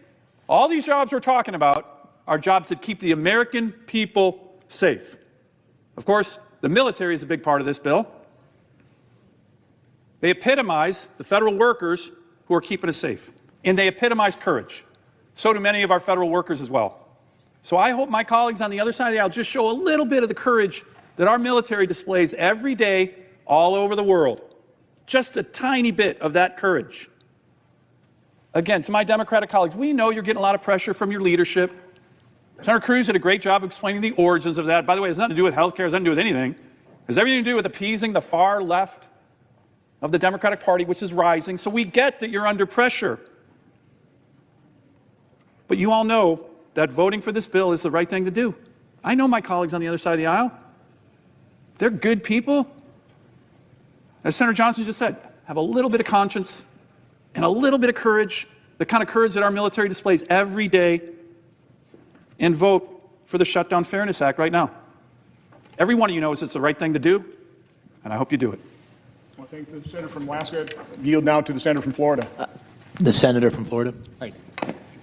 So, Mr. President, first thing I want to do, I want to thank all the senators that are speaking tonight. I can't imagine voting not to pay somebody. You know, in my state, here's what's happening. We have people that are not getting food. At church on Sunday, the pastor asked if we would actually bring in a whole bunch of food because they knew because of what the Democrats were doing, people would not get their food stamps. So all the food banks, they needed way more food. I was talking to a reporter today in Tampa, and he said the line is unbelievable at one of the food banks he was at in Tampa today. And when I think about these people that are not getting their food stamps, I think of my mom. So my mom was a mom of 5 kids, so we lived in public housing. I never met my dad, and she had to go to farm-to-market stores and ask for food. She never got food stamps, but she had to go ask for food. So just think about what's going on around our country. There's people right now worrying about if they're going to feed a 2-year-old little kid. Can you just imagine what that mom's doing? I mean, I just can't imagine how anybody ever could vote to shut down the food stamp program to not feed kids. Then let's think about all these people not getting paid. So I'll give you my experience. When I was 19 years old, I got married. I was an E2 in the Navy, and I was making $332 or $334 a month. So that same person today, and my wife and I, she was making $75 a week as a legal secretary. So those people, if something like that, I didn't have $25 in the bank. They wouldn't have said, "Oh, it's okay not to pay the rent." Any costs we had, no one would have said, "Oh, don't worry, you don't have to pay it now." And so that's what's going on with our military. They have mortgages. Their kids have school costs. Their kids want to play sports. They might have medical bills. And my Democrat colleagues are saying they don't care. It's just like, did they ever live that life? Did they ever live the life that they are worrying paycheck to paycheck how they're going to pay for food, for the rent, for a mortgage? Do you think all the lenders are going to say, "Oh yeah, we know the government shut down, so you don't have to pay your mortgage"? So I just don't know how you could not have a heart to open up government. I mean, we can have a policy disagreement every day, and we should. But to not make sure people get their food stamps, not make sure that people are showing up today, as Senator Cruz said, trying to keep us safe in the skies, our military that's trying to keep our freedoms, and the Democrats don't care if they get paid or not. Now let's think about it. Since I got up here, this is my 7th year, I've had a bill that says no budget, no pay. Right? The Democrats have blocked it, including yesterday, because they want to get paid, even though they are making the decision that other people don't get a paycheck. They're not willing to give up any of their pay because, like one of them said, he has a mortgage. Why would he be expected to give up his pay? Well, they're doing it every day to all of our federal workers. I just can't imagine doing that. So what I say to my Democrat colleagues, open the government. Pay our workers. Make sure people get food, have food on the table. Don't ever, ever, ever in your wildest dreams do that to people in our country. It's wrong to do what you're doing. Senator Schumer came out and said he had a proposal. It's a joke. It's a complete joke. And I'll tell you why. Let's think about what they want to do. For us to be able to make sure that we start paying people, they get food stamps, they want to make sure insurance companies continue to get rich. So their proposal doesn't do anything. So right now, people don't lose their Obamacare subsidies. It's people that make over 400%, that's over probably $128,000, $130,000 a year, get subsidies for their health care. You could be a millionaire. You get a subsidy. So he wants to make sure millionaires get a subsidy for people to possibly get any food. And then he knows that Republicans are not going to continue to support a program that pays health care for illegals. That's wrong. Has taxpayer paying for abortion. That's wrong. Has taxpayers paying for trans surgery. That's wrong. Making sure there's about supposedly 4 to 5 million people don't even know they have these subsidies. It's just going directly to an insurance company with no responsibility by a consumer. All you have to do to sign somebody up is know their name, their birth date, their address, sign them up, insurance companies get all the money. Why would we ever support something like that? So I want to thank my colleagues. I can't imagine. It's heartless to not make sure people have food. It's heartless to make sure people don't have money if they're working. And so if the Democrats vote against Senator Johnson's simple bill to pay people that are busting their butt to keep our freedoms, keep us safe, do all these things, I don't know how you can go home and feel good about what you're doing. I yield my time. I want to thank the senator from Florida. I see the senator from Michigan. I believe he wants to speak to this bill. We will have the last word. But if he wants to get ready, let the chair. I'll recognize the senator from Michigan, and then we can go back to the senator from Nebraska.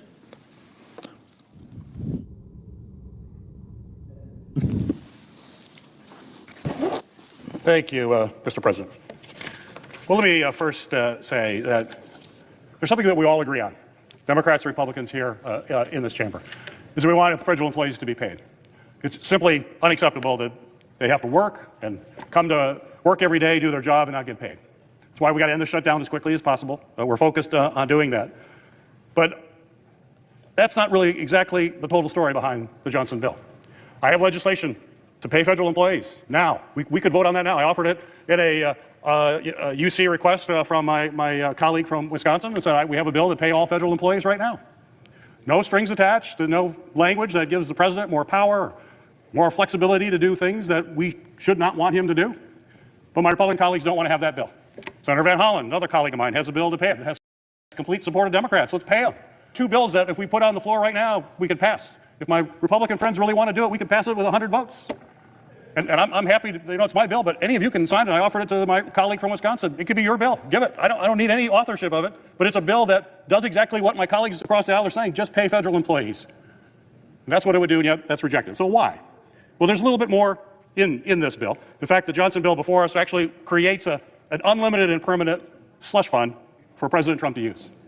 You're not going to get support here from us to transfer what should be congressional power to be able to determine when we want money spent, it actually gets spent the way it should be. It's not about passing a slush fund to the president. The president could justify the transfer of this. This is something clearly the administration wants because it's going to give the White House more power. The bill adds presidential authority by omits the regular safeguards that we include in normal funding bills to ensure that money actually goes where Congress intends. Now, we've been seeing a lot of that. The president basically is just thumbing his nose at Congress every day. Unfortunately, my Republican colleagues say, well, that's okay. If the president doesn't want to listen to the Congress, that's okay with them. We are a co-equal branch of government. We're elected by the people back home to represent our people as senators. We're not here just to rubber stamp a president. And I know a lot of my colleagues on the Republican side of the aisle, I'm surprised because a lot of really great people that I have a lot of respect for, and yet we see the president constantly run over Congress, and it's crickets on the other side. No pushback from my Republican colleagues, either here in the Senate or in the House. There's actually, in this bill, there's no explicit guarantee or requirement to actually pay out this money. The administration could sit on this appropriation. We're just blank check appropriation for employees, but the administration can just sit on it for some or those particular programs they don't like. That's why in a normal appropriations bill, we put in language to prevent that. Now, granted, the president has been ignoring Congress, but at least we put it. We're saying these are the rules. Congress has the power of the purse. It's Article 1 of the Constitution. And yet a lot of my colleagues don't seem to take that to heart. So most appropriations bills, including the current House continuing resolution proposal, actually includes restrictions on how funding should be used. The Johnson bill includes no restrictions, no restrictions. And we know that Trump has shown that he will abuse the budget process in very novel ways. He has said that he will refuse to pay back pay to workers, even when Congress has explicitly said it. This bill hopefully does address that. He's transferred money illegally to pay for his political priorities, and he impounds money whenever he finds any kind of wiggle room to do that. So in a sense, this bill is a Trojan horse. It's there to say we're going to help federal employees, but it's really continued power for the president. I've heard my colleagues say that the federal employees are being used as pawns. That's what this bill does. It's using federal employees as pawns to give the OMB and the president a whole lot more power to use a slush fund of money in any way he chooses. We know the OMB director, Russ Vought, likes this bill. We know what Russ Vought's about. In fact, I think there was a leaked speech that Russ Vought had. We mentioned this in the committee, and my colleagues, I appreciate them saying how wonderful federal workers are. But this is what the OMB director, who says this is really a good bill, the Johnson bill is a really good bill. He said, we want the bureaucrats to be trauma. They have to be affected by trauma. When they wake up in the morning, we want them to not want to go to work because they are increasingly viewed as the villains. We want to put them in trauma. I hope my Republican colleagues called out Mr. Vought when he said that, because you care so much about our employees. I appreciate that. But when folks in the administration say things like this, please say that is wrong, that we really do care about you. Not when you're trying to put a bill forward that's going to give the president an unlimited slush fund. Let's be real. If you want to pay employees, which I hope you do, if you want to move forward, then take a bill that we know has the kind of guardrails that our appropriation bills normally do to make sure the money is actually spent as we intend in Congress, which is the way it's supposed to work under Article 1 of the Constitution. I still believe in the Constitution. I still believe that we are a co-equal branch of government. We are not simply a rubber stamp for the president. And if we don't change that way, that's how you lose the checks and balances that our founders cared so deeply about. As our founders were debating the Constitution, they didn't trust any of us. They knew, they're politicians too. They knew you can't trust anybody. So they figured we're going to have three branches. We're going to have the judiciary check the Congress and the president. The Congress will check the presidential power. And Article 1 is the Congress. They thought the Congress was the most important one.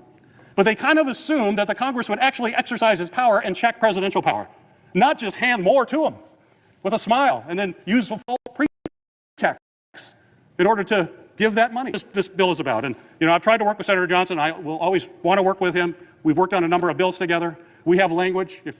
Again, the bills that we have that I've introduced, which is the Military and Federal Employees Protection Act, straight, clean bill. Talk about union support. Every union has supported my legislation. Every union has supported Senator Van Hollen's. And we're now getting unions. Unions are starting to read the fine print on this bill right now. So we have AFSCME that's now come out against it. We got the SEIU that has just come out against it. We have the AFL-CIO that has just come out against it. We have the IFPTE that's just coming out. And I guess our union friends are going to read the language of this bill and they're going to oh, we should have read the fine print. Yes, it's really important to read the fine print. So we can't support this bill. We can support a bill that pays all of our employees, but it's got to be one that has the types of protections that we have in every other appropriations bill that we try to pass out of this body. So I'm going to oppose this, but hopefully we can find a way to work together. We have two bills ready to go we can pass today, but with this bill, we are going to object to this one. Mr. President. Mr. President. Is the senator from Wisconsin? Thank you, Mr. President. I'm not quite sure what planet the senator from Michigan comes from, but here in planet Earth, when you read the actual language of the bill, none of these FANA provisions exist in there. But I will go through those point by point before we call for the final vote. Right now, I think Senator from Nebraska has a few points he wants to make. Senator from Nebraska. Right, thank you, Mr. President.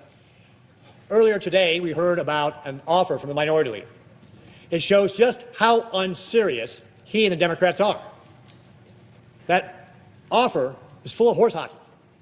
It has things in it that Republicans cannot accept, and he knows it. And my colleague from Michigan, Democrat from Michigan, was just talking about power, because this is what it's about. He mentioned power. A number of other folks have talked about leverage. They need to have this shutdown for leverage. A number of Democrats have said this. But what I'm here today is to talk about people, not leverage, not power, people, air traffic controllers. These are letters that I have received from air traffic controllers, handwritten letters that are talking about what they are going through right now because of the minority leader's shutdown. Let me just read you some of these. My wife suffers from a chronic autoimmune disease that without her medication would cripple her. Our monthly copay for her specialty medication is $2,800 a month, weeks before her next round of medication is due. Our situation is not sustainable, even with pulling money from our savings. That from one of our air traffic controllers in Nebraska. Here's another one. Each shutdown gets harder than the last. The mental stress of the unknown gets harder each time. With my growing family and medical bills for my family, it gets harder every time. Both my children have neurological disorders that require constant monitoring and medical care. I take pride in my job and the service we provide here at Omaha Approach Control. As a patriot and a veteran, I take my federal oath seriously. I will always continue to do my job and keep the skies safe and expeditious. Or here's another one. Myself and my family, to include my 3-year-old daughter, are struggling to make ends meet. I now have to decide between putting food on the table, paying my mortgage, paying my car note, and many other things I need to survive. Are the Democrats deaf? Do they not hear from the people that are putting in these situations? This is their shutdown. This is their Biden budget they're not voting for. They voted for this 4 times over the last 19 months, and now they won't because their far left wing tells them not to. We have patriots here who are suffering. Why don't they show some of the courage that these people are and stand up to their far left wing and vote for this bill so that at least the people who are working can get paid? Is that so much to ask? That we pay the people who are actually trying to keep the skies safe? The Democrat staffer was earlier quoted as saying, we're going to do this till planes start falling from the sky. Well, folks, we already heard that the FAA is going to cut back 10% this week on the number of flights because of safety concerns. But it's the people that are the air traffic controllers and our law enforcement and everybody else who is working in a federal job that is not getting paid are paying the price for the minority leader shutdown. Thank you, Mr. President. You yield to my colleague from Wisconsin. Senator from Wisconsin. And I appreciate the comments from Senator from Nebraska. I think the Senator from Utah would also like to speak to the bill. Mr. President, I want to commend my friend and colleague, the Senator from Wisconsin, for his outstanding work on this bill, the Shutdown Fairness Act. Senator Johnson has seized on something very important here. We're surrounded by people in this very building and throughout the United States and across the globe, people who are faithfully, valiantly working for the United States government.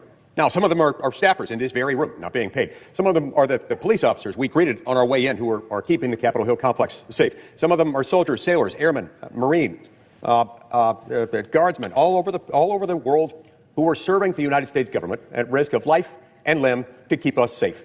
And there are countless others in different occupations who are not being paid. Why? Well, they're not being paid because our friends on the other side of the aisle are wanting to expand government yet again. They may think that this is the right message, that this is a winning message. This is not. It's not the right message. It's not a winning message, even for them, because it highlights something. It highlights the danger in putting too much trust, too many responsibilities, too many functions in the United States government. So much so that when a crisis like this emerges, and the Schumer shutdown now drags well into its second month, you see that what the American people have previously regarded as a service performed by their government to them is now being held over them to extort even more money out of them under threat of planes falling from the sky. And we're told by Democrat after Democrat on television interviews and elsewhere, well, it's okay. It's okay because this is leverage. This is our leverage. Well, what do they want to use that leverage for? They want to use it so as to paper over the failures, the abject failures of Obamacare, this law that has succeeded in doing exactly one thing: enriching large health insurance companies while making all Americans poorer. Premiums have skyrocketed, coverage has diminished, quality has completely tanked as a result. They know this, they understand this, they see premiums continuing to increase year after year after year. And so what do they want to do with it? Well, they want to spend a lot more money moving forward. Money at a time when the U.S. government is already $38 trillion in debt. Money to hide, to conceal what it is that Obamacare is doing to the American people. When in fact, what Obamacare has done is diminished the health care options that the American people have. It used to be that you could negotiate with a health insurance company and buy a health insurance policy. But Obamacare, in many ways, made what was once health insurance illegal. We need to make health insurance legal again. We need to allow a willing customer to pay a willing insurer for a health insurance policy, rather than an Obamacare health plan, which very often, through its Byzantine labyrinth of federal regulations, just adds to the cost and adds to the profits, the bottom line of these huge healthcare companies. So yeah, they want to take this to extort the American people in their position of vulnerability at a time when we're told planes may start falling from the sky, at a time when people's airplane tickets are being rendered valueless because a lot of these flights are not going to be able to be made, and all kinds of other problems are happening, while at the same time our federal workforce is not being paid. These are not the right people to punish for the failures of Obamacare. Don't let them carry that burden. Don't make them do it. They didn't do this to the American people. Obamacare did. Let's fix Obamacare. Let's make it legal again to have health insurance, actual health insurance, not that sort of bastardized form of health insurance that emerged from Obamacare's endless regulations that result in diminished quality, lower coverage, and endlessly higher premiums. Mr. President, this shutdown has gone on long enough. This shutdown should come to an end, and it should come to an end by the very generous offer made by Republicans, time and time and time again, to continue at spending levels that, until just months ago, were the Democrats' own spending levels. That's not enough for them. We've got to end the madness and end the shutdown. At the very least, even if we're not to end the shutdown, we should pass Senator Johnson's bill. We should do that tonight. We should do it right now. Because regardless of what you think we ought to do with Obamacare or any other aspect of government, these workers who have now gone for some time without a paycheck, they should not be required to make this sacrifice, especially when you consider what it's for. Hiding the true cost of Obamacare, that is shameful. Again, I thank and I commend Senator Johnson and his team for putting together this legislation. I'm proud to support it. I wholeheartedly endorse it, and I plead with my colleagues to vote for it, and let's get these workers paid. They deserve nothing less. Thank you. And I want to thank the senator from Utah for his remarks. The senator from Wisconsin.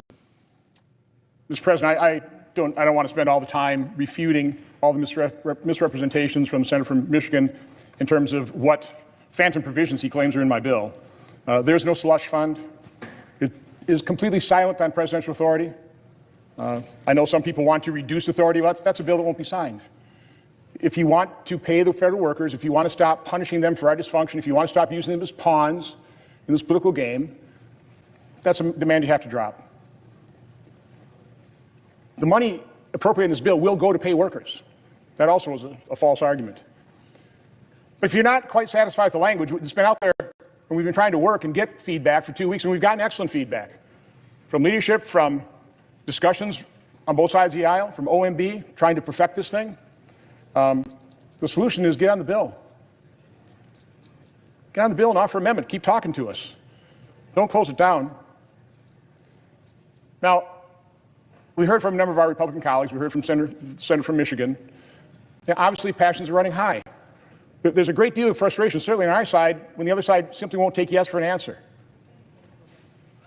But I came down here 2 weeks ago in as nonpartisan stance as I possibly could be. Because as Senator from Michigan stated, we all agree that these people ought to be paid.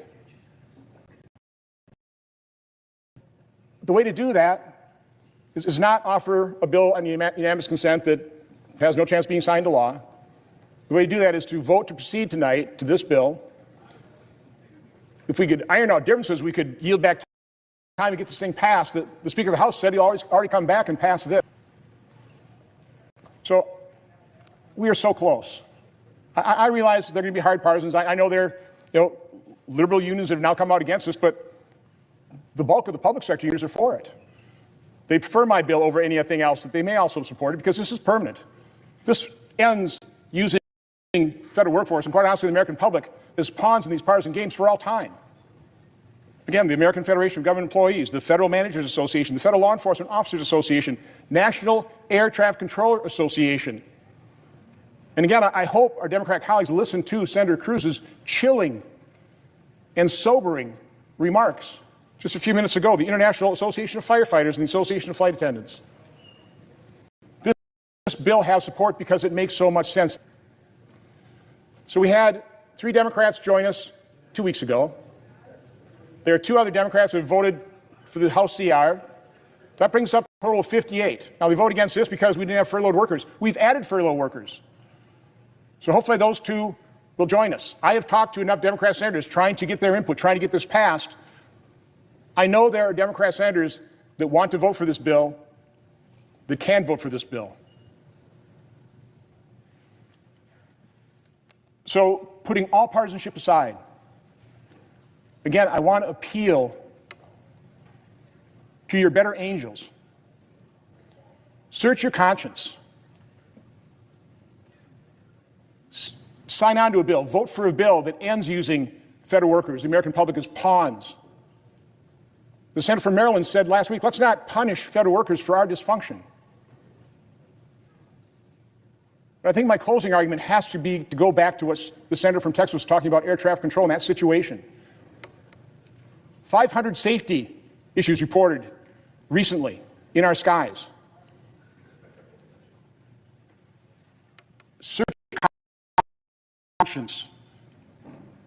Can you imagine? I mean, honestly, think about it. Imagine what the one Democrat staffer said, that we're going to cling to this until planes fall sky. Think about how you would feel if, God forbid, a plane, another plane, fell out of the sky. People died. How could you live with yourself?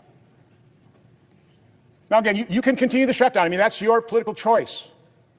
You can continue to vote against the very reasonable House continuing resolution. But you can still vote to pay federal workers. You can vote to make sure that air traffic controllers get back to their stations and keep our skies as safe as possible. You can vote to dramatically reduce the chance that a plane will fall out of the sky. We just you. Two more of our colleagues on the other side of the aisle who are working with, quite honestly, folks on this side trying to end the shutdown. Just 2 of those that I spoke to that I thought would vote for this. I'm begging you, 2 more. Let's get on this bill. Let's pay federal workers. Let's make our nation safer. Let's do the fair thing. Let's do the right thing. Let's vote to proceed to this bill and get it passed. With that, Mr. President, I yield the floor. Mr. President. Majority Whip. Mr. President, I withdraw my motion to proceed. The senator has that right. Motion is withdrawn. Mr. President. Majority Leader. Mr. President, I move to proceed to the motion to reconsider the vote on cloture on the motion to proceed S3012. Questions in the motion? All in favor say aye. Aye. All those opposed say no. The ayes appear to have it. The ayes do have it. Motion's agreed to. Mr. President, I move to reconsider the vote on cloture on the motion to proceed S3012. Questions on the motion? All in favor say aye. Aye. All opposed say no. The ayes appear to have it. The ayes do have it. Motion's agreed to. The clerk will report the motion to invoke cloture.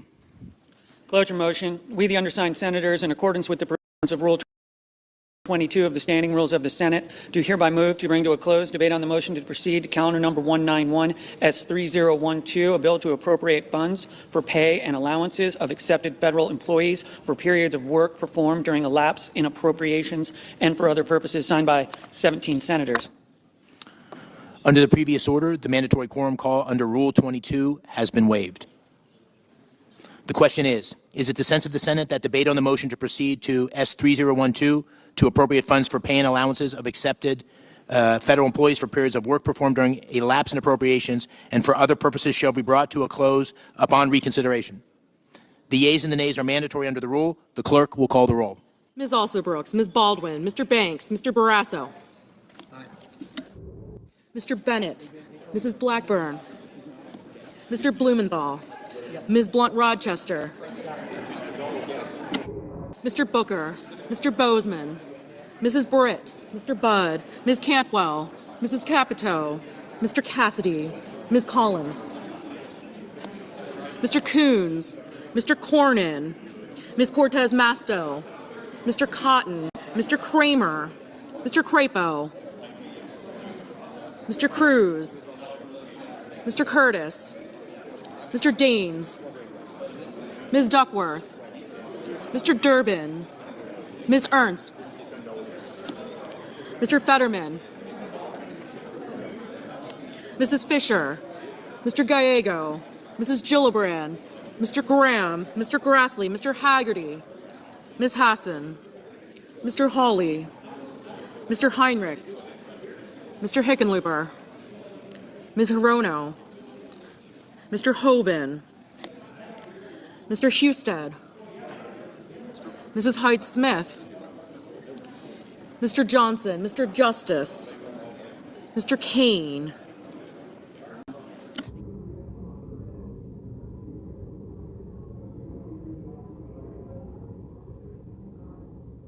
Mr. Kelly, Mr. Kennedy, Mr. Kim, Mr. King, Ms. Klobuchar, Mr. Lee, Mr. Lujan, Ms. Lummis, Mr. Markey, Mr. Marshall,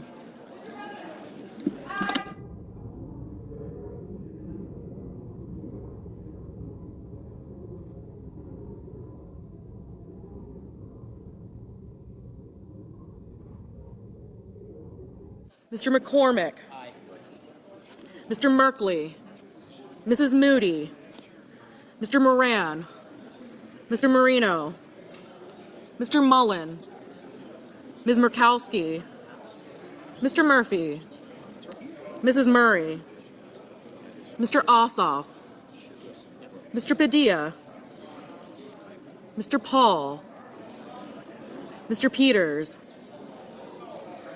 Mr. Reed, Mr. Ricketts, Mr. Risch, Ms. Rosen, Mr. Rounds, Mr. Sanders, Mr. Schatz, Mr. Schiff,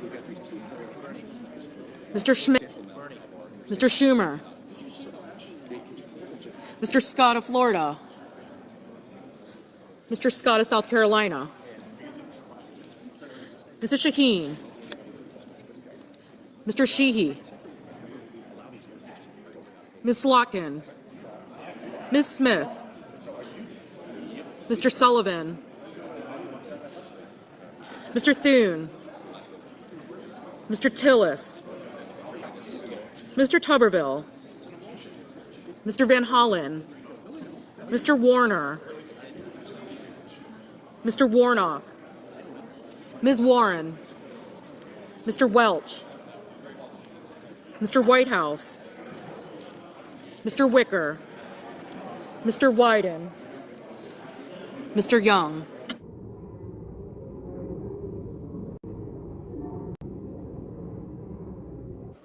Senators voting in the affirmative: Barrasso, Blackburn, Bozeman, Britt, Budd, Cotton, Kramer, Cruz, Curtis, Daines, Ernst, Fisher, Graham, Grassley, Hawley, Husted, Johnson, Kennedy, Langford, Lee, Lummis, Marshall, McConnell, McCormick, Moody, Marino, Mullen, Ricketts, Risch, Schmidt, Scott of Florida, Sheehy, Sullivan, Thune, and Tillis.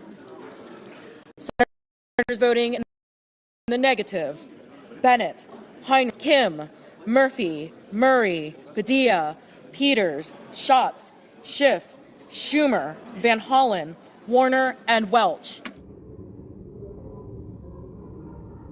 Ms. Slotkin, no.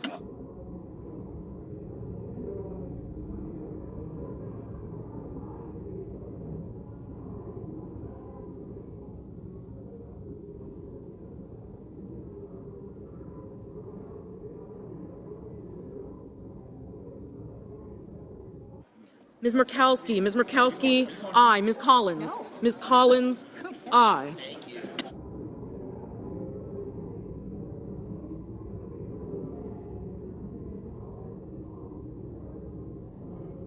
Mr. Banks, aye.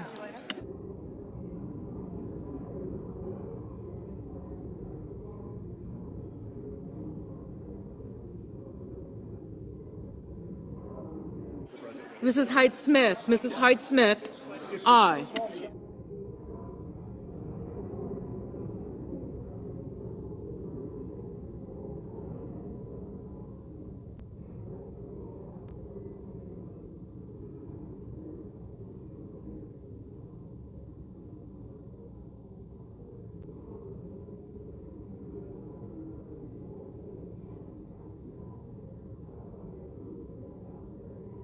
Mr. Durbin, no.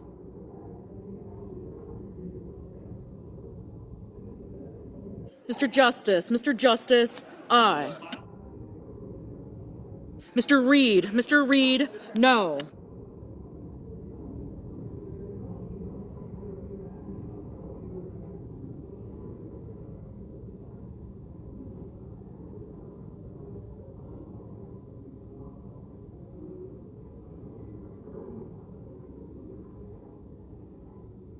Ms. Blunt-Rochester, no. Ms. Cantwell, no.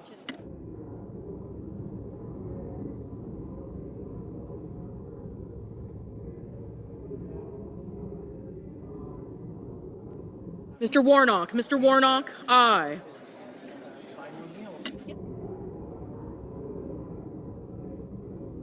Mr. Scott of South Carolina, aye.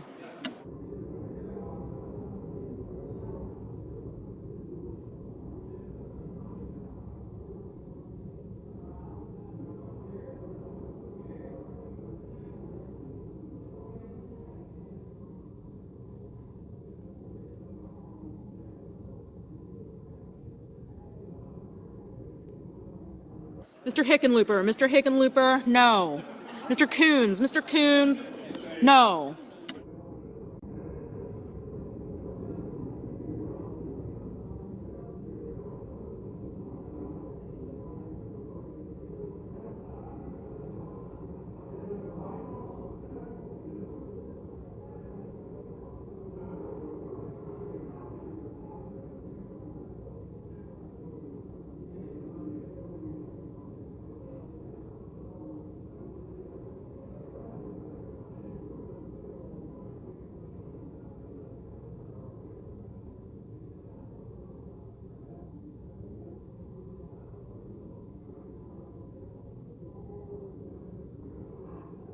Ms. Rosen, no.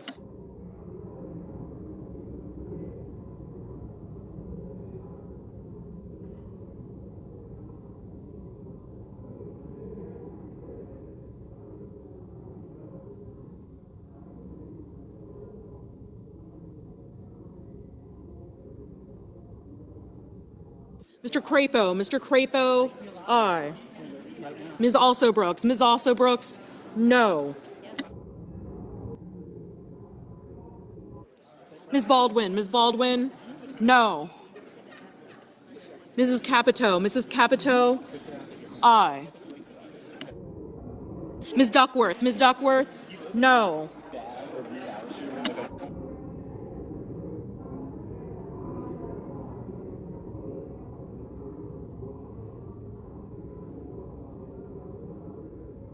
Mr. Cassidy, aye. Ms. Warren, no. Ms. Hirono, no. Mr. Wyden, no. Mr. Young, aye. Ms. Hassan, no. Ms. Cortez Masto, no. Mr. Paul, aye. Mr. Sanders, no. Mr. Merkley, no. Mr. Wicker, aye. Mr. Whitehouse, no. Ms. Smith, no. Mr. Hoven, aye. Mr. Booker, no. Mr. Blumenthal, no. Mrs. Shaheen, Mr. King, no. Mr. Haggerty, aye. Mr. Rounds, aye. Mr. Gallego, no. Mr. Markey, no.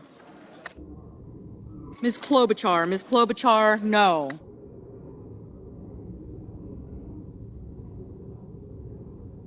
Mr. Ossoff, aye. Mrs. Gillibrand, no.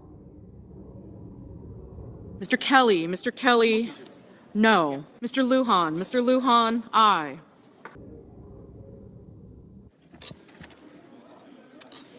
On this vote, the yeas are 53, the nays are 43, 3/5 of the Senate duly chosen and sworn not having voted in the affirmative. The motion upon reconsideration is not agreed to.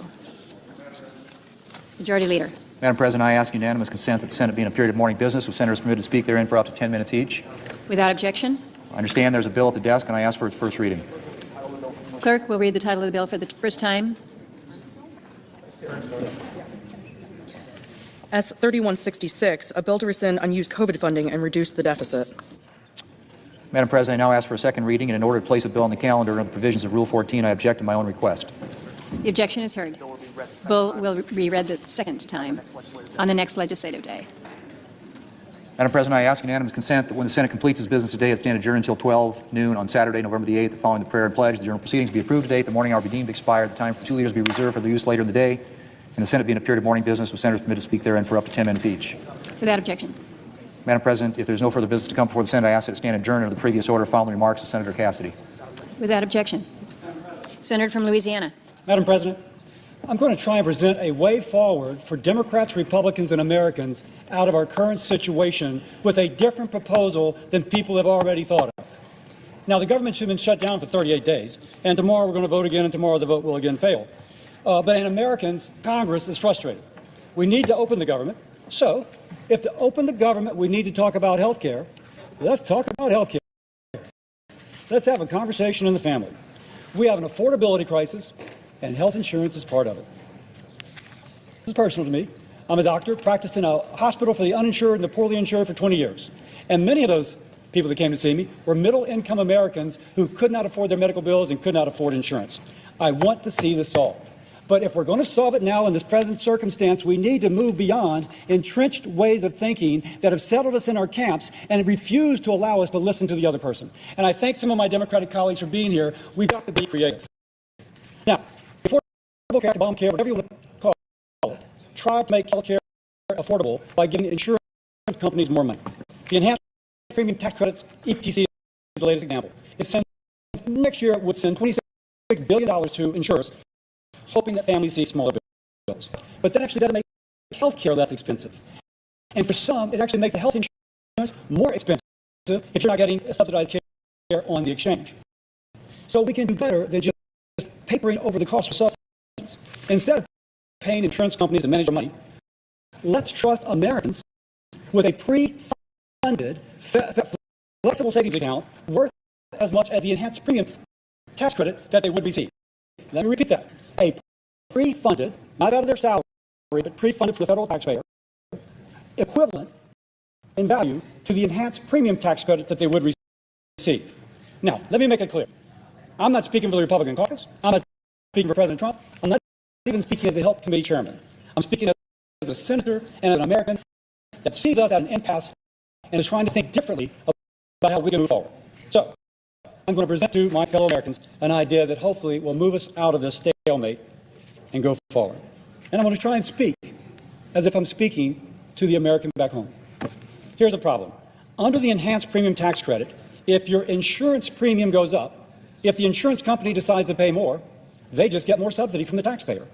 Now, insurance companies get paid no matter what, and it doesn't matter how expensive the tab is. There's absolutely no incentive to bring the cost down. There's no transparency as to what the care really costs, and there is absolutely no reward for the family that goes to a place which is less expensive. It's like putting a Band-Aid on a broken bone. You're hiding the fracture, but you're not fixing the broken bone. Let's fix the broken bone, which is high health care costs. Simply, the enhanced premium tax credit does not empower patients. It enriches insurance companies. By the way, they're important. We need them. But if I have a choice of empowering you, the American, or enriching an insurance company, I and we should pick our fellow American. Now, imagine a different type of help. Not paying the insurance company another subsidy, but putting money pre-funded, not out of your salary, but roughly equal to the enhanced premium tax credit, put that into an account that you control. Every eligible American citizen on the exchange would receive this federally pre-funded flexible spending account. And it would work like the prepaid health account you use for real-world health expenses. It would actually have more flexibility than your current insurance proposal. You go to the dentist, it can pay for dental care. You go to the orthodontist, it can pay for your orthodontal care. It can pay for eyeglasses, which typically insurance does not pay for. Prescription drugs, medical supplies, your deductible, your copay, it can pay for it all. Now, it wouldn't pay for insurance premiums. This is about you spending directly for your health care costs, not about enriching insurance companies. It would pay for the care that families actually use. That's what a pre-funded flexible spending account actually does. I keep emphasizing pre, because I mention this to people, and they say, wait a second, this has to come out of my salary. No, this would be the money that would go to an enhanced premium tax credit, and instead it goes into this account that you control. Now, it seems complicated for some. I go and I mention it to them. I say, oh, boy, this is something different, Bill. This is a great idea, but, it's kind of like, just too different. 72% of Americans getting their health care through some government entity are offered flexible savings accounts. 47% of people getting insurance through their employer are offered FSAs. This is something that is used by Americans already. So what I'm proposing is just to give this option to people on the exchanges. And by the way, the federal government already offers flexible savings accounts to people on the small business exchanges. Members of Congress, we are on the Obamacare Small Business Exchange. We have the option of choosing an FSA. My family has one. And the Department of Treasury already has an office through which they funnel money to pay for these flexible spending accounts that I, as an individual, choose to get. So what we're speaking of is just offering to people on the exchanges, that on the individual exchange, that which is already offered to people on the small business exchange, and paying for it by the same mechanism in which it's already done through that exchange. Now, still, there's going to be some bureaucracy involved. But if there's any president that can overcome the inertia of the bureaucracy to make it happen by January 1, 2026, is Donald J. Trump. Donald Trump is the man who, when it was told it would take 18 years, 10 years, 18 months to come up with a vaccine and a program to prevent COVID transmission, he did it in 10 to 11 months. This president can overcome the inertia, and we have a running start because the federal government is already doing this. Now, let me make clear the key differences between enhanced premium tax credits and federally funded flexible spending accounts. First, who gets the money? Under the enhanced premium tax credit, insurance companies. Under this, it is patients and families. What can it be used for? Here, the premium tax credits go for insurance premiums. Period, stop, goes to the insurance company. Here, real care. Your doctor visit, your deductible, your copay, your dentist, your glasses, your prescriptions, that sort of thing. Who makes the decision? The insurance company. Just wait and fight with them about a pre-authorization. Under the flexible spending account, you make the decision. You have the power. And lastly, does it lower cost? No. It is pretty clear. If we continue to fund insurance companies no matter what they pay, it drives up the cost. In contrast, if you empower the patient, that mother is going to find the most affordable option. It's been studied. If you give people something as their own money, they hunt for that bargain. By the way, if they go and they find out that the cash price is cheaper than what the insurance company would charge them, they will have the option of using this for the cash price. So we have reforms in here that give the patient even more power. The good thing about that, as the patient saves money, so does the taxpayer, and that's a good thing. So the pre-funded flexible spending account doesn't treat people like dependents of the government, as do the enhanced premium tax credits. It treats you like a capable consumer who knows what is best for your family. You decide where to go for dental work. You decide your pharmacy. You decide whether to pay the cash price or the negotiated price that the insurance company offers you. And instead of Washington paying insurance companies to manage your day-to-day care, you manage it with fairness, transparency, and flexibility. Now, some will ask, won't this cost money? Of course. In the first year, it'll be about the same amount as the enhanced premium tax credit. And my Democratic colleagues should like that.